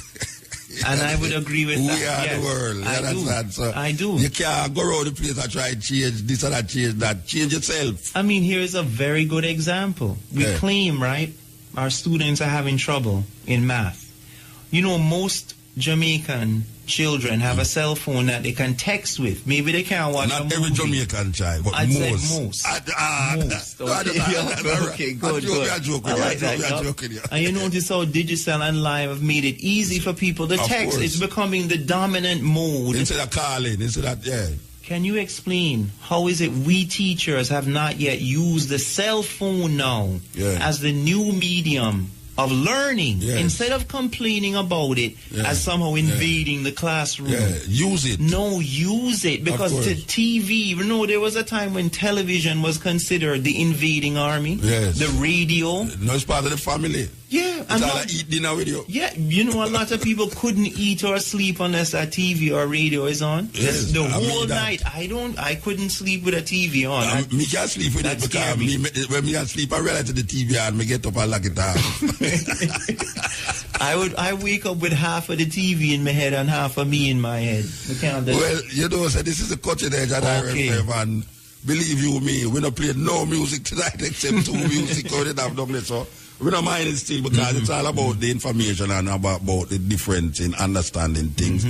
We try to open up certain things on this program where people afraid to explore and people don't want to go in night because they might say, I'm making night now, nobody no interested in that. But by tomorrow you look on the YouTube, you see that reasoning upon the YouTube, you understand? Very good. We give thanks that you really pass through. Yes, and, I appreciate the opportunity. It's because we don't listen to Andrew Williams' program and we hear you upon it. We say, this little nerd scientist upon this program. And we say, Andrea, that version there, we had it for the program right now, Rasta, because, you know, he must say some things and I'm glad. Oh, you put it across. You can't hear it, he's a teacher. We like that. We like that teaching way that people can you quantify and qualify, you know, what you say. We give thanks for that. And I hope we pass one another again somewhere. Yes, I look forward to another opportunity, and I want to just encourage people, our West Indians, our Jamaicans, to look more objectively at science and how it can play a more important role in our education, and let that become a tool that we can use to empower Jamaica, because it's what the rest of the world is using, not just money alone, but our creativity and our genius. Professor Patton Duncan, and I look forward to speaking and hearing from everyone. And I know say your phone busy there, so now you can answer your phone. I don't know if I should have done that, but at least now I have a chance to share some ideas, and hopefully I'll be back soon to talk again. You see, when you go out there now, you see by Friday, you're going to see how much people that really listen to you and hear what you say. You're not going to know that. Because in your son, it come like I do to 12 we attack. Yeah. And maybe somebody call. But you see, when you go out there on Friday now, you're going to say, wait, are you me a muta called nerd? I don't. Well, that's how you perceive me. So. No, we don't perceive it out here. We don't perceive it out here. That's okay. I just be a run joke. Yes, man. No, in well, you can't tell the joke. I love it. Listen, man. Right now, the nerds are ruling the world. You know. You see that cell phone and that computer. Yes, no, man. We give thanks, man. Give thanks. I love the opportunity. The energy nice. You're always one of my heroes, and I look forward to hearing the sound. Yes, all right, man. Sir. You can go on the internet and get it. YouTube. Don't put it every time I hear the sound. Yes. You get it. Okay, so we say give thanks to the moment, give thanks to the time. As we say, we will be back here later from 2 to 5:45 with this stepping razor, the art of war. We have Matrix behind me. Bless up, man. I know this Matrix have a little side man, I know, from the other day. I don't know. It's where Matrix have bring it to the side man about the place. I know. It's where Mado protect you from where Mado? Where you walk with a side man for now? Tell me. It's afraid you get afraid. It's a gun man, it's a knife man, it's what? What kind of man him be? Why? It's a DJ. Where him is? A girls man, him look at girls for you. Tell me what him do. Him bring the girls them to you and go for your water. What him is? Tell me what him is. Why? Cause you must have walk with him for something. Are your best friend? No, this how come your best friend don't come me and your best friend? No, you're my father-in-law. Then that no mean say your best friend. Your father-in-law no must can be your best friend. But this person I know, I play with sound system. I play your sound system? Yes, man. Alright, sir. Who are the other? Don't know you now walk with the other one? No, the other one, them chat microphone and them something, make up. So, you now walk with him? That may I ask you. You don't like the one there? No, they will give you trouble. That means you don't like the one there then? That means you don't like the one there. So, where your name, brethren? Your name Busy? Busy? No, you don't have to repeat it 3 times. You know, busy. They are repeating busy, like we don't know they're busy. Because I marvel at your name busy. Me don't mean say must say it. Busy. Like it's a tree name you have, surname and Christian name. But me name busy. Like surname and Christian name.